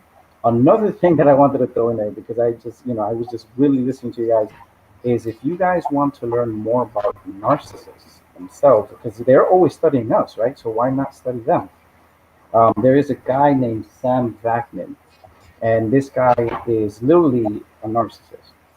And he puts out a bunch of videos on YouTube about narcissism, what it's like to be a narcissist from his perspective, and he literally gives you the nitty-gritty. And I've been learning a lot from this guy. So if anybody out there is interested in something like that, because listen, just like they're learning about us, and like Red Pill said, they're evolving, right? We need to evolve too. So, you know, there's Sam back, and I know there's a couple of other individuals, but I just didn't get the chance to write them down. But now the other thing too, if the ladies want to learn about what toxic masculinity looks like, what it's about, even males too. I mean, I encourage everybody to watch it. There was a good documentary that I watched not too long ago called Tough Guys. So if you guys want to take a look at it, it's all about social engineering, how we are taught we shouldn't cry, we shouldn't show our feelings, we shouldn't, et cetera, et cetera. So they're teaching us and engineering us to be a certain kind of way, and then they're teaching women that this is the way we have to be. So guess what? Now we have that double negative, and things are just not looking so good in terms of relationships now. And then the last thing that I wanted to say is that that separation between the sexes is real, 100% real. And I feel a lot of people don't notice that. And I'm not sure if it's because they're so self-perpetuated in the social construct or what have you. I'm not really sure what it is. I mean, everybody has a different reason, I guess. But I like to call that sexual segregation. That's what I call it, because that's what it is. Sexual segregation. That's what it is. And it's a real thing, I feel, and that's what I term it. I call it sexual segregation. And sexual segregation comes from that bias, you know what I mean? Because, like, for example, red pill, I can, like I said, it resonates with me to a degree, because when I left my narcissist, again, I needed somebody or a platform or a community that would understand me. So red pill was exactly that for me, because it was like a safe haven as a male. They understand me. um but over time, I also wanted to learn a little bit more about what makes us tick, an empath and a narcissist. And I've been reading a lot on again, like what narcissism is. If you guys are interested in knowing a little bit more on narcissism and anything that has to do with personality disorder, look up the triad personality disorders. Those are the most harshest that are out there. I encourage everybody to learn about that, to learn also about this new recent, literally, it came out, I think it was the end of last year or something like that, but it's the dark empath. And I know a lot of people don't know what that is, but it's by, who wrote that? That was, hold on a second, Nadja Hayim. So if you guys want to look that up, and the reason why I'm even putting that out there is because us as empaths, we have this responsibility of getting to know who we are and what we are, and how we vibrate sometimes in life and attract these people. Because, like Red Pill said, it we do attract these individuals when we're imbalanced, and we have to kind of face that fact. Some of us, were broken from earlier on, wounded. I don't like to say broken. I like to say wounded from earlier on, because, again, our upbringing, our environment, etc. Some of us not. Sometimes, literally, we will never encounter an empath, and we've had an empath and narcissist, and we've had like a great life, and then all of a sudden we have a period in our life where we have like a down moment that changes our vibration, and guess what? Now we're bringing in that bad energy again. So just these little things that I wanted to throw out there, because trust me when I tell you guys, I haven't been, Mario knows, I haven't been around for a good while, and it's because I've been doing all these studies. Right? You've been in the lab, right? Oh yeah, I've been in the lab hardcore, and I'm going to be putting some crazy content out there. I'm thinking of doing a series of videos, and it's going to be themed the broken empath, um, wounded empath, wounded empath, and it's going to be Okay. right. So it's going to be like a little series where it's just going to be a lot about knowledge on empaths, what they are, what people say they are, because it's a real thing. It's a real thing. People don't believe it, but it's a real thing. There's a lot of individuals out there that are highly sensitive to emotions and other people's energies and stuff like that. Yes. And we have to know how to protect that. We have to know how to protect that. We don't know. And then on top of that, there's a lot of people before in the past that were saying, like, oh, as an empath, I've had moments where I've been questioning myself if I'm a narcissist, because I've had a supernova moment, right? So it turns out that these supernova moments, they were not just moments. They're literally characteristics, or as I like to call it, narcissistic residue that literally rubs off on us when we're in a bad relationship with, obviously with the narcissist. So I'm learning literally all these things, and I just kind of want to throw it out there to you guys, so you guys can, take a look at it too. Man, it's so good. You Definitely appreciate all of that, man. Listen, guys, I'm about to bring my man Billy the Goat in here because I had him hold out, and I know he want to say a few words. Oh, wow, wonderful. Thank you. Thank you. Harry, gentlemen, it's awesome to be here and sharing the wisdom. It's nearly 4 a.m. here, so I can't really be that long. Where you at, Billy? I'm in UK. There you go. Across the pond. What part? But, well, London, South part. It's Give pretty... it to London. Let us know how, because this is a worldwide thing, let us know how the fellas are dealing with the narcissism in London. Well, on the whole, I'm also part of the Red Pill MGTOW community, the manosphere. We generally try and keep keep low key, because it's not something you normally bring up in everyday conversation with someone. But as more videos and channels are speaking about it, it's getting a bit more comfortable to speak up and get things off the mind and off the chest. So in London, from what I'm observing, is it's a densely populated area. It's cosmopolitan. You got high levels of narcissism everywhere you go. It's in the schools, it's in the system, it's in the media, it's in the music you listen to. I would like to, if I may, maybe bring up how we got to this situation, globally speaking. It's fair to say that narcissism is prevalent in society. We live in a narcissistic society.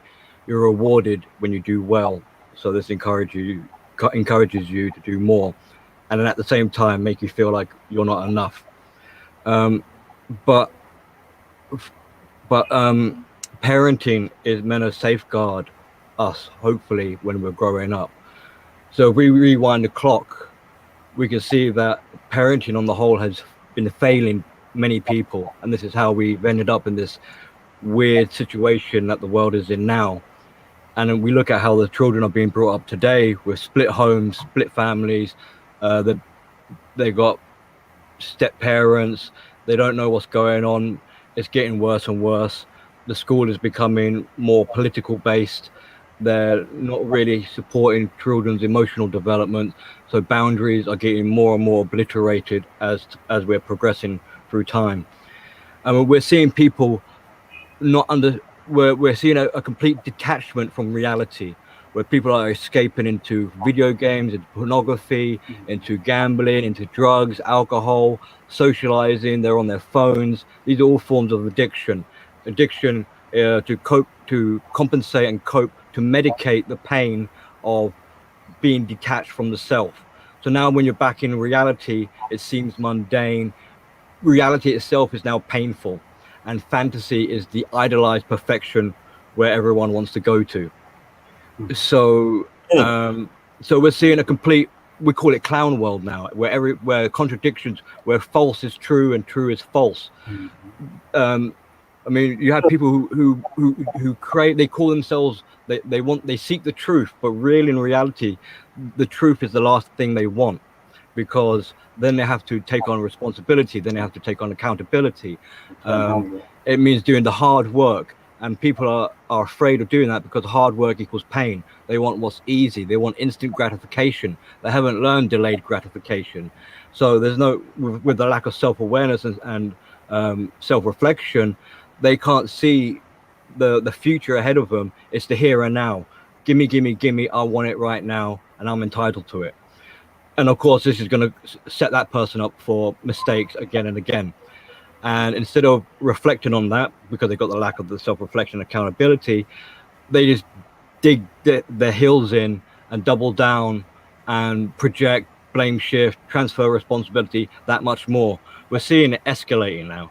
We're seeing this in the elections and all these policies that are being put into place, these new terminologies, these new discriminations. These are all kind of like manifestations of well, it's further, it's the trauma, it's these wounds aren't being addressed, so these wounds they're bleeding out now. It's getting, I don't know how to what point, the breaking point, but it's getting harder to deny what is going on. I mean, when men speak up, they're immediately knocked down and shamed, they're accused, all the tactics, they're triangulated. I mean, this is what would be happening in like a family situation where the man now finally finds himself alone. And this is where the red pill and MGTOW kind of started to emerge, because once that man was alone, he had time to self-reflect, and then he had time to think. Whereas the other people who are knee deep in the socializing, yes, sorry. Hey, Billy. Hey, so we got a bunch of people asking in the chat. Can you define that? What is the red pill? What is that all about? Red pill, it comes from the movie Matrix, essentially. That's where the terminology came from. It's when, if you know the movie The Matrix, the character Neo, he began that movie blue-pilled. Morpheus, the other character, offers him a choice. Do you want to take the blue or the red? Essentially, do you want to continue living in La La Land and not know anything, or do you want to know the truth? And the truth is pain. So he decides to take the red pill. He wakes up and he gets unplugged from the Matrix. So this is essentially where it comes from. Those who are asleep and those who are awake. So quite often when people wake up with this red pill, they go through a process called the red pill rage.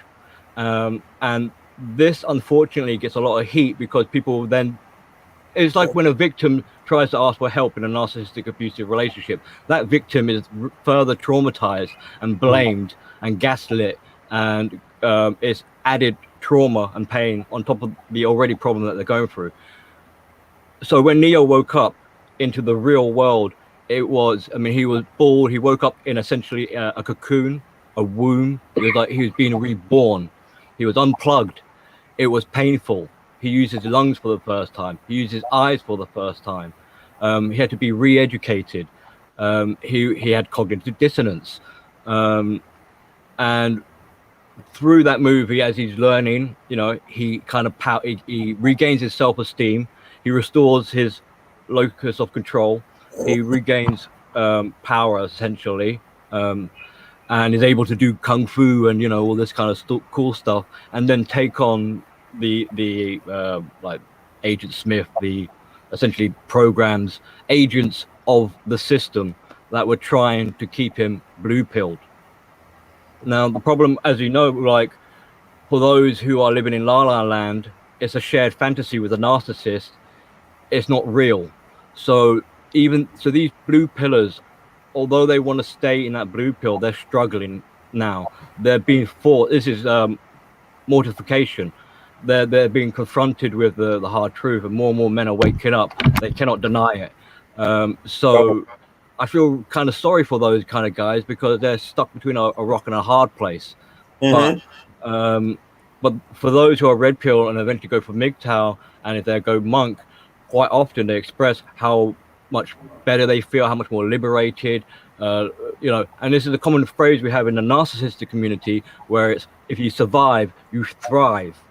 So there are many parallels with narcissistic community and the MGTOW red pill community. The words are interchangeable. We call it in the red pill community, a woman might monkey branch, swing from one person to another. Well, in narcissistic community, that would be a secondary source of supply. You know, you have gaslighting. Well, in the red pill community, they'll just call that, can you swear on your channel? You'd call that poo-poo test. You call it poo-poo testing. You test someone. So that'd be kind of like gaslighting, you know, provocations and things like that. So it's kind of funny how the red pill and MGTOW has developed at the same time as the narcissistic community has been developing. They run side by side. So if you try and hate people that are red pill and MGTOW, essentially what you're doing is you're hating victims or survivors of narcissistic abuse. So bear that into consideration. What you're doing is trying to re-traumatize and shame men who have just been through the same kind of things as narcissistic victims. So I know I'm talking at speed, but because like it's going to be at 4 o'clock here soon, and I really got to get going. But I really wanted to share. Billy, man, I appreciate you jumping in here real quick with us, man. All right. Yeah, man. Definitely, man. It's Definitely. awesome to be here. Yeah. Wisdom too, man. All right. But yeah, so this is spiritual warfare. We're all on a journey. That's right. You know, so there's different ways we want to look at this. We can look at like, well, what's going on? We can look at, well, how can this work? I mean, the hard kind of the bitter pill, the black pill, some have said. Well, there's a couple other things I'd like to throw in. So there are narcissists within the MGTOW and red pill community. They're everywhere. And so you have groups of people who want to have their own kind of classification. So they might have purple pill, which is the idea of sort of being in between, the best of both worlds. They want it both ways, cherry picking, which is kind of narcissistic. You have the yellow pill, you have the monk people, you have the black pill, which is shamed as being nihilistic, but it's normally trying to look more at deeper state level and how we're all slaves to the machine. Now the thing is, a lot of women might think men are against women and hate them. No, it's quite the contrary. We love women. It's what we're upset about is what's happened to them. They have been used as pawns by the system. That's y'all have been made to abandon themselves. I hear what he's saying right here. Because this is really where we are. It's not that we're hating. We really want ladies back. Yeah. I mean, there's a lot of what we call roasting videos and calling women out. Now, if you look at that, that's a lot of pain there. Really, what we're doing is we're bleeding our hearts out. We're saying, like, look, we don't like what we see, but we want to be close, but the love hurts, and love shouldn't hurt. So a lot of men, although even having gone their own way, would like the idea of being in a pair bonded relationship. But how do you pair bond with someone who has lost that ability because they've had a promiscuous life? And they're prolifically lying and things like this. You can't even trust them. And you take that with the becoming detached from reality. I mean, we've got a long way to go as a species in healing. We're nowhere near getting into relationships, to be honest. That is a bonus at this point. At this point, we need to save our sanity, because so many people are now committing suicide because they just cannot cope with the pain that reality is presenting them. But in truth, that is their salvation. We know there's no cure to narcissism, but if there was something that will get you close to that direction, it is the self that they are trying to run away from. Yeah. So it's this kind of contradiction where it's like, well, you're kind of damned if you do, you don't. You have to have bravery, basically. You have to face the pain and be willing to do the hard work. And if something is easy, that's going to be a bad choice. I mean, I've got a kid, she's autistic. And I try and teach her, look, because she wants to like try and skive off and not do work. And I say, well, you've got a choice then, honey. It's either you do what's easy and your life will be hard, or you do what's hard and your life will be easier. Yeah. So basically, down with sexual segregation. Well, I mean, I try and we all traumatized. We all have injuries, and life is a long journey. Now, I mean, I try and go into a lot of philosophy and sort of skim on spirituality as best I can. I listen to a lot of Alan Watts, for example. Mm-hmm. So there's a lot of things that you get stuck over dealing with. Really? Yeah. Hey, but look, you know what? At the same time, it's the same thing that's going on around the rest of the world. That's not something that's just germane to the UK. I promise you. No, exactly. This is across the world. I know I'm speaking to everyone across the planet. So going back to what I wanted to say is that, well, how did we get here and what can we do about it? I think personally, it's a bit sad, but the future lies in our children. And at the moment, we're doing a disservice to them. They are already in debt for our sins.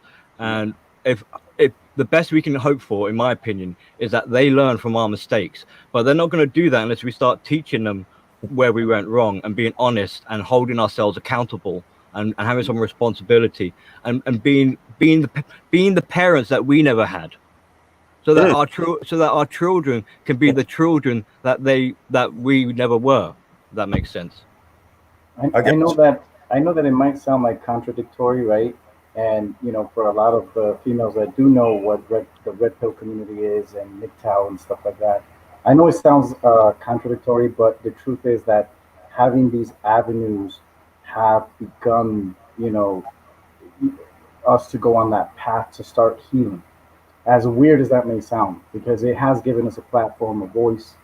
So now, with doing these things, this is the first step to healing.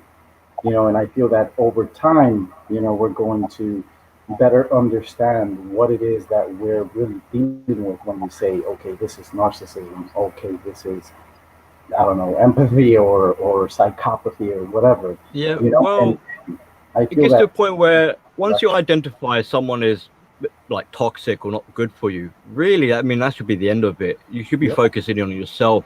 Why is it you were drawn to this person? Why did you let them into your life? What is your life? What about your parenting? How were you raised? And then it becomes, again, it goes back to this sort of more about the self and then self-reflection, which is kind of like what MGTOW is all about, really. It's about trying to get in touch to be, what's like the opposite of abandon, to reunite with the self and to find out who you are. I mean, that's what it's all about, right? I mean, MGTOW is just an acronym. It is not a definition of who you are. But in a world where you found yourself drowning with no identity because your esteem was never really fully developed, it was the best. It was like the floating log that people found and held on to get a bit of breath and hopefully to survive. But people who are diehard MGTOW, diehard red pill, it's just hopefully it will be just part of the healing. It doesn't define who you are, because I like to think that really at the end of the day, you're only really going your own way once you're dead, and then in that sense we are all going our own way. Right. I'm with you on that. Likewise, because it's also like maybe who we are we are yet to know, and maybe we won't know until the moment we die, because I don't know what I'm going to be like as an 80-year-old guy, so how can I say I know who I am? So I don't. So maybe this is why your life flashes before your eyes the moment when, well, so they say. And another quick little thing I like to put out into the manosphere, because there is a lot of talk about that red pill rage. I like to really, that red pill rage is a blue pill rage. It is the blue man screaming out, because the red pill rage is emotional. It's an emotional outlet. It's a burst. Its perception is skewed. It says harsh things. It's looking for conflict. These are traits of an emotional man. So when the blue pill is waking up, they want to cling on to that memory. They don't want their fantasy or their perceived reality to collapse, because their world is collapsing around. So they're going to fight for it. Just like how the victim, if they're in that relationship with a narcissist, will defend the narcissist, will take on narcissistic traits, because that victim is an extension of the narcissist. That victim, at that point, while they're in that relationship, doesn't actually live. They sacrifice their lives so that the narcissist can live. They live through the narcissist. Their esteem is through the narcissist, and all those things are willingly given over to the narcissist. Hey, Billy. I did a video about that. I think today is Wednesday. I did a video about that on Monday. How the flying monkey is what we call it, hates the narcissist. They're jealous of the narcissist because they vicariously live through the narcissist. They cannot actually be the narcissist because they don't have the clout. They don't have the clout to be the narcissist. They don't have the influence. So they carry out the assignment of the narcissist. But so it's like these dynamics of it's like through all these different types of people, it's like, where is the self in all of this? And as we know with a narcissist, they have very little self, if any at all. So whoever they're presenting themselves as is an imposter. And if you're in a relationship with them, I mean, that's your self-esteem being manifested right in front of you. You're having an out-of-body experience when you're with that narcissist. And when you're talking about magnetism, you're drawn to them because it's you are searching for, and the narcissist is the mirror. That's right. But you know what, Billy? You know, the one thing, like you talked about how, you know, when we meet the narcissist, what's attracting them to us. And the thing that I think most people don't look at is, listen, we really shouldn't even concern ourselves with that very much, because they were just attracted to your energy. That's all that's about. Don't get all confused about, like, what is it about me that all these narcs want so much? They want, the more you meet narcissists, you're just a good source of supply. You're a good person. You're walking around, you have a free spirit, and you're treating people the way you want to be treated. The narcissist recognizes that. That's what they're looking for. They're looking for somebody who treats people the way they want to be treated. They're not looking for that person who's standoffish, who's not trusting, because they know that that person has dealt with one of them before, and they're not letting them in. The narcissist came to the table with a crappy deal from the beginning. They didn't come to the table to be in a relationship with you. They came to trick you. When you met your narcissist, day one, they came to trick you into an entanglement. But they came to trick you into an entanglement so that they could just get your supply, get that energy from you, steal that beautiful life from you. Well, the narcissist abandoned the self. So I look at it as like they're expecting you to sacrifice yourself. They're expecting you to abandon yourself and pass it over to them so that they can live a life using your identity. They're thieves. Exactly. Stealing, you know. Exactly. Yeah. So that can help people in their healing, because if you see a narcissist, or if your ex-partner displays certain characteristics which you were admiring, more likely than not, those are your traits, and those are areas of your healing that you need to kind of focus on and work out. Yeah, I mean, it's like this. At the end of the day, the narcissist is going to lead you right back to yourself. It's going to turn you back into your best friend. It's going to turn you into the love of your life. We can't stay, just in that place where we feel like, oh man, something is wrong with me. The narcissist got me, and I'm just not worthy of any. No, that's not what this is all about. You're going to build yourself back. You're going to come out of this and be fine. The narcissist is going to die alone. They're going to die a lonely life. Listen, I know y'all might think that they're with somebody, though. The narcissist was with you, but at the same time, you've never been more lonely in your life than you were with a narcissist. And the same thing applies to the narcissist. They are there. They're in whatever relationship they're in. It's an entanglement, and it's all about them, and they are by themselves. There is no love. There is no reciprocity. There is no good. There's no peace. You cannot have that around a narcissist. A narcissist is very uncomfortable when you put them in that kind of arrangement. So with us now, as we look at ourselves as empaths, man, the reason that the narcissist hurts so much is because they will never have what you have. And what we look at, it's kind of like saying you have fingers, right? But because you have fingers, you were born with fingers. So you're used to just grabbing things and using your hands like we normally do. Imagine somebody coming to you, and they got a hand, but they don't have fingers. They can't do what you can do. And that's how a narcissist looks at us. Like, wow, how can you just sit here and meet people and talk to people and trust people, treat people nicely, and then expect them to treat you nicely. A narc is just sitting there like, wow, like, why would you do that? Why do you do? You know, what does that feel like? Like in the movie Terminator, the Terminator asked the little boy, Terminator saw the little kid crying. And the Terminator looked at the kid and said, why is that water coming from your eyes? What is that? They have no emotion. He could not fathom what that meant, like, because he thought he was a carbon copy of a human.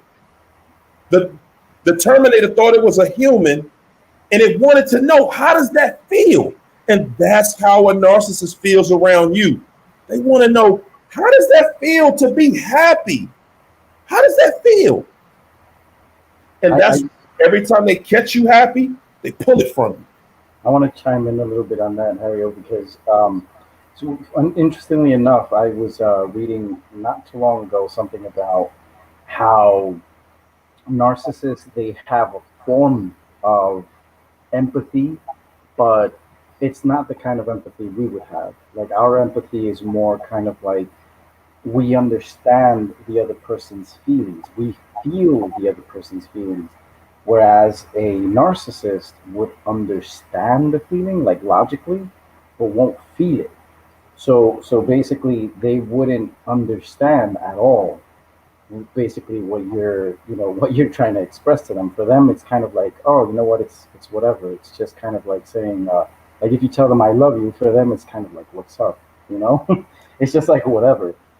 They don't comprehend that emotion. So for me, it's like they have these chaotic emotions. You know, like they cannot keep their emotions still. It's very chaotic.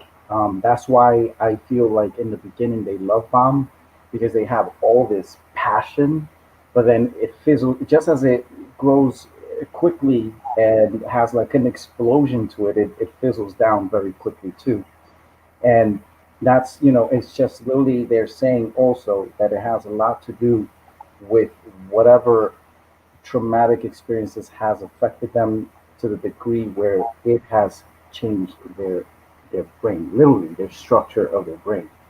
So if you guys are interested in that too, I just wanted to throw it out there, because when you were saying that, I just, it's very important information for everybody to know.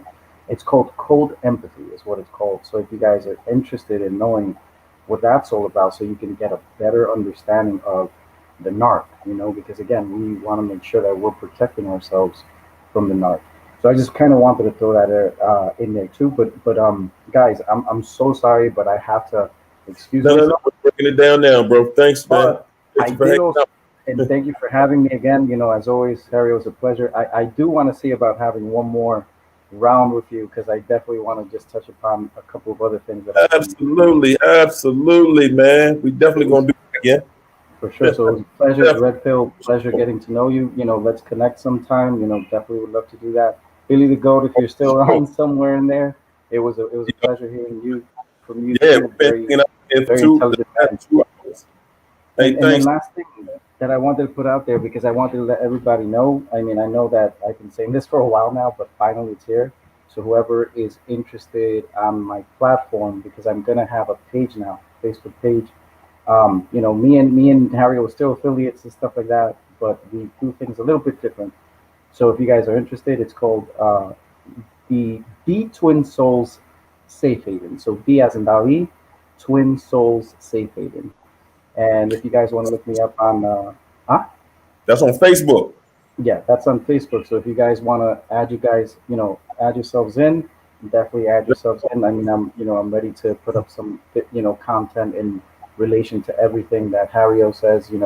Again, we're affiliates, so it's still the same empath tribe. We just do things different. You guys will see what I mean when you go on there. And then if you guys want to check me out on YouTube as well, because I do have a YouTube page. It's what's your name on the YouTube page? Say it again. What's your YouTube page? It's Dali the Twin Soul. That's my YouTube page. Dali the Twin Soul. Right. So one more time, Dali the Twin Soul, YouTube page, Facebook page, the Twin Soul Safe Haven. So there you go. That's how you do it, baby. Yes, sir. And Red Pill, do you have a page? Anything on that you Yeah. have? Yes, sir. Oh, can you? Yeah, I'm on the Narc Red Pill Narcissism on the YouTube, and then the page on Facebook is Narc Busters. You know, we cleaning out the trash and you know, busting them up. So I'm bringing truth, because the narcissist's greatest fear, undisputed in the universe, but it's the truth. It's the truth, and you being happy and you finding yourself and your higher self. So if you want to find us, go to Facebook, Narc Busters. You know, add us, because we're about the empath tribe. We're about bringing love. And on the Narcbusters page, we're just not only about stories and helping each other heal, but we're all about help building each other up in so many different areas, more than different other than narcissist pages, because we feel like after you done with the narcissist, you have to heal from financially, spiritually, mentally, you know what I'm saying, subconsciously, metaphysically, because the narcissist hit you in so many areas where you're trying to, like, you know, get yourself grasped back to reality. So we got financial workshops. We're on this workshop, that workshop. I'm even helping some of the narcissists now learn how to build their credit up, because, you know, like, some of the narcissists did so much damage to some of the empaths, because all we do is love. All we do is love. All we do is get along with people.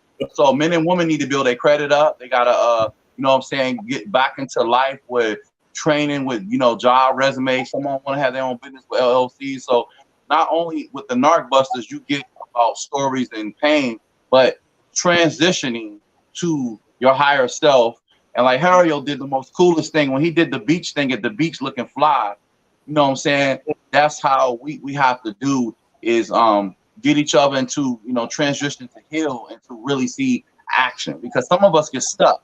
So we need to know how to, like, hey, do this, you know. So the Narc Buster page focuses on eating habits, going to the gym, fitness, mental health, you know what I'm saying, even meeting up with dogs, you know, because, you know, an animal is a good therapy. We got to get each other on different therapies and meet up groups, because it's the healing is very needed, you know, with an empath. We are very gifted people, and we are very special. A lot of us actually are indigo children. We call empaths, but really we're indigo children. We are descendants from the light worker, you know, that was before us. And indigo children, people, empaths are so deep, and that'd be another topic. We can taste colors. We can see the spectrum. A lot of narcissists are vampires, so they like our energy, because we can tap into the spectrum light and the metaphysical world. And so sometimes they hate that. They hate that we have, interternal gifts. And these gifts are so good where we don't understand why we can tap into the third and fourth dimension as empaths. And empaths got gifts. Believe it or not, that needs to be a topic, because a lot of empaths are scared about their talents, where we can touch the chakras, we can touch each other and heal. Like me, well, I know I was an empath, because the empath, some of us, I can know what you need for your body. How did I get that gift? Where did that come from? How do I know how to go get a plant or a root to know what root or plant you need to make you feel better? Because we were all gifted with a special talent and skill, just like superheroes. We are superheroes. I really think that the empaths, before we end the segment, that we are the real true X-Men. I really believe that we are the superheroes on this planet. And many races, many cultures, many backgrounds, and we have a hidden abilities where we can do some amazing things. I wouldn't put it past that some of us empaths got telekinesis, telepathic powers. And I mean that because some of us have awareness that we can know when someone lied. We can go in the room and pick that up in that room off the energy. We can give energy and receive energy, and without even reading a dialect with a person. And we can see their pain. We can know to heal. This is the reason why sometimes we get vulnerable to some vampires, because we want to heal people. We want to see them at their best. We want to love. And we know that the key to love and healing and pain, sometimes that is attraction that we do draw, because we want to see people in their better, in their enlightenment. A lot of times too, a lot of us, when we see that, we're like children. We're like, yo, I don't want you to go through that. I want you to be better. I mean, it was the other day that I seen my empath gift, but I also seen my strengths and weakness. It was a homeless guy. It's cold. It's snowing. We just had a blizzard here. I went and got him a jacket and a pair of shoes, because what would I do if I wanted if my dad was out there, if I was out there in need, I would want somebody to give me a coat and a pair of shoes. Well, this is the empath. We want balance. We want society to work off love, work off humanitarian, and work off righteousness. So a lot of times narcissists play on that because they know that we're naturally givers. We're not selfish. We put people first and then ourselves. So if you want to connect with us, Narc Busters is where to find us on Facebook. And if you want to connect to my YouTube page, it's Red Pill Narc. I guess I'm gonna have a lot of content coming in with some of the best people in the game and dropping jewels on both sides with men and women, and bringing love from all over. I mean, you need to connect too, so we can all have a duel once a month or every blue moon, because I want to see all of us heal, and I want to see all of us in our greatness. Hey, bro. Hold on. Harry, one last thing that I wanted to say before we go. It's going to be very quick, I promise, because you mentioned X-Men, and I love the fact that you mentioned X-Men every time I work with somebody on one-on-one sessions. If they're a movie buff, I always tell them, watch X-Men Apocalypse. X-Men Apocalypse, literally, it tells you that we, like we as human beings, we do have our natural gifts, and it's very, very important that we train in knowing how to use them. In our case, empaths, it's our love, right? Our ability to love, to show empathy. Now, I have a quick quote from Charles Xavier, which is Professor X in that movie. I just wanted to read this to you guys because it's crazy. But it says, a gift can also be a curse. Give someone wings and they may fly too close to the sun. Give them the power of prophecy and they may live in fear of the future. Give them powers beyond their imagination, and they may think they're meant to rule the world. So with that said, sure, you're your gift. Amen. That was powerful. Hey, fellas, listen, I appreciate y'all getting on here tonight. And for my crew, my family out here in the audience, in the chat, I want to say thank you. We appreciate you. I want to thank, you know something? I want to just say to you guys how, I brought men on the chat, on the show tonight. And, I want to just say that the women, the ladies here, you're going to have you're always going to have one or two, but that's all we had. Nobody act crazy, reckless. No real narcissism in the crowd. Women that listen say, hey, you know what? They're talking, we're listening.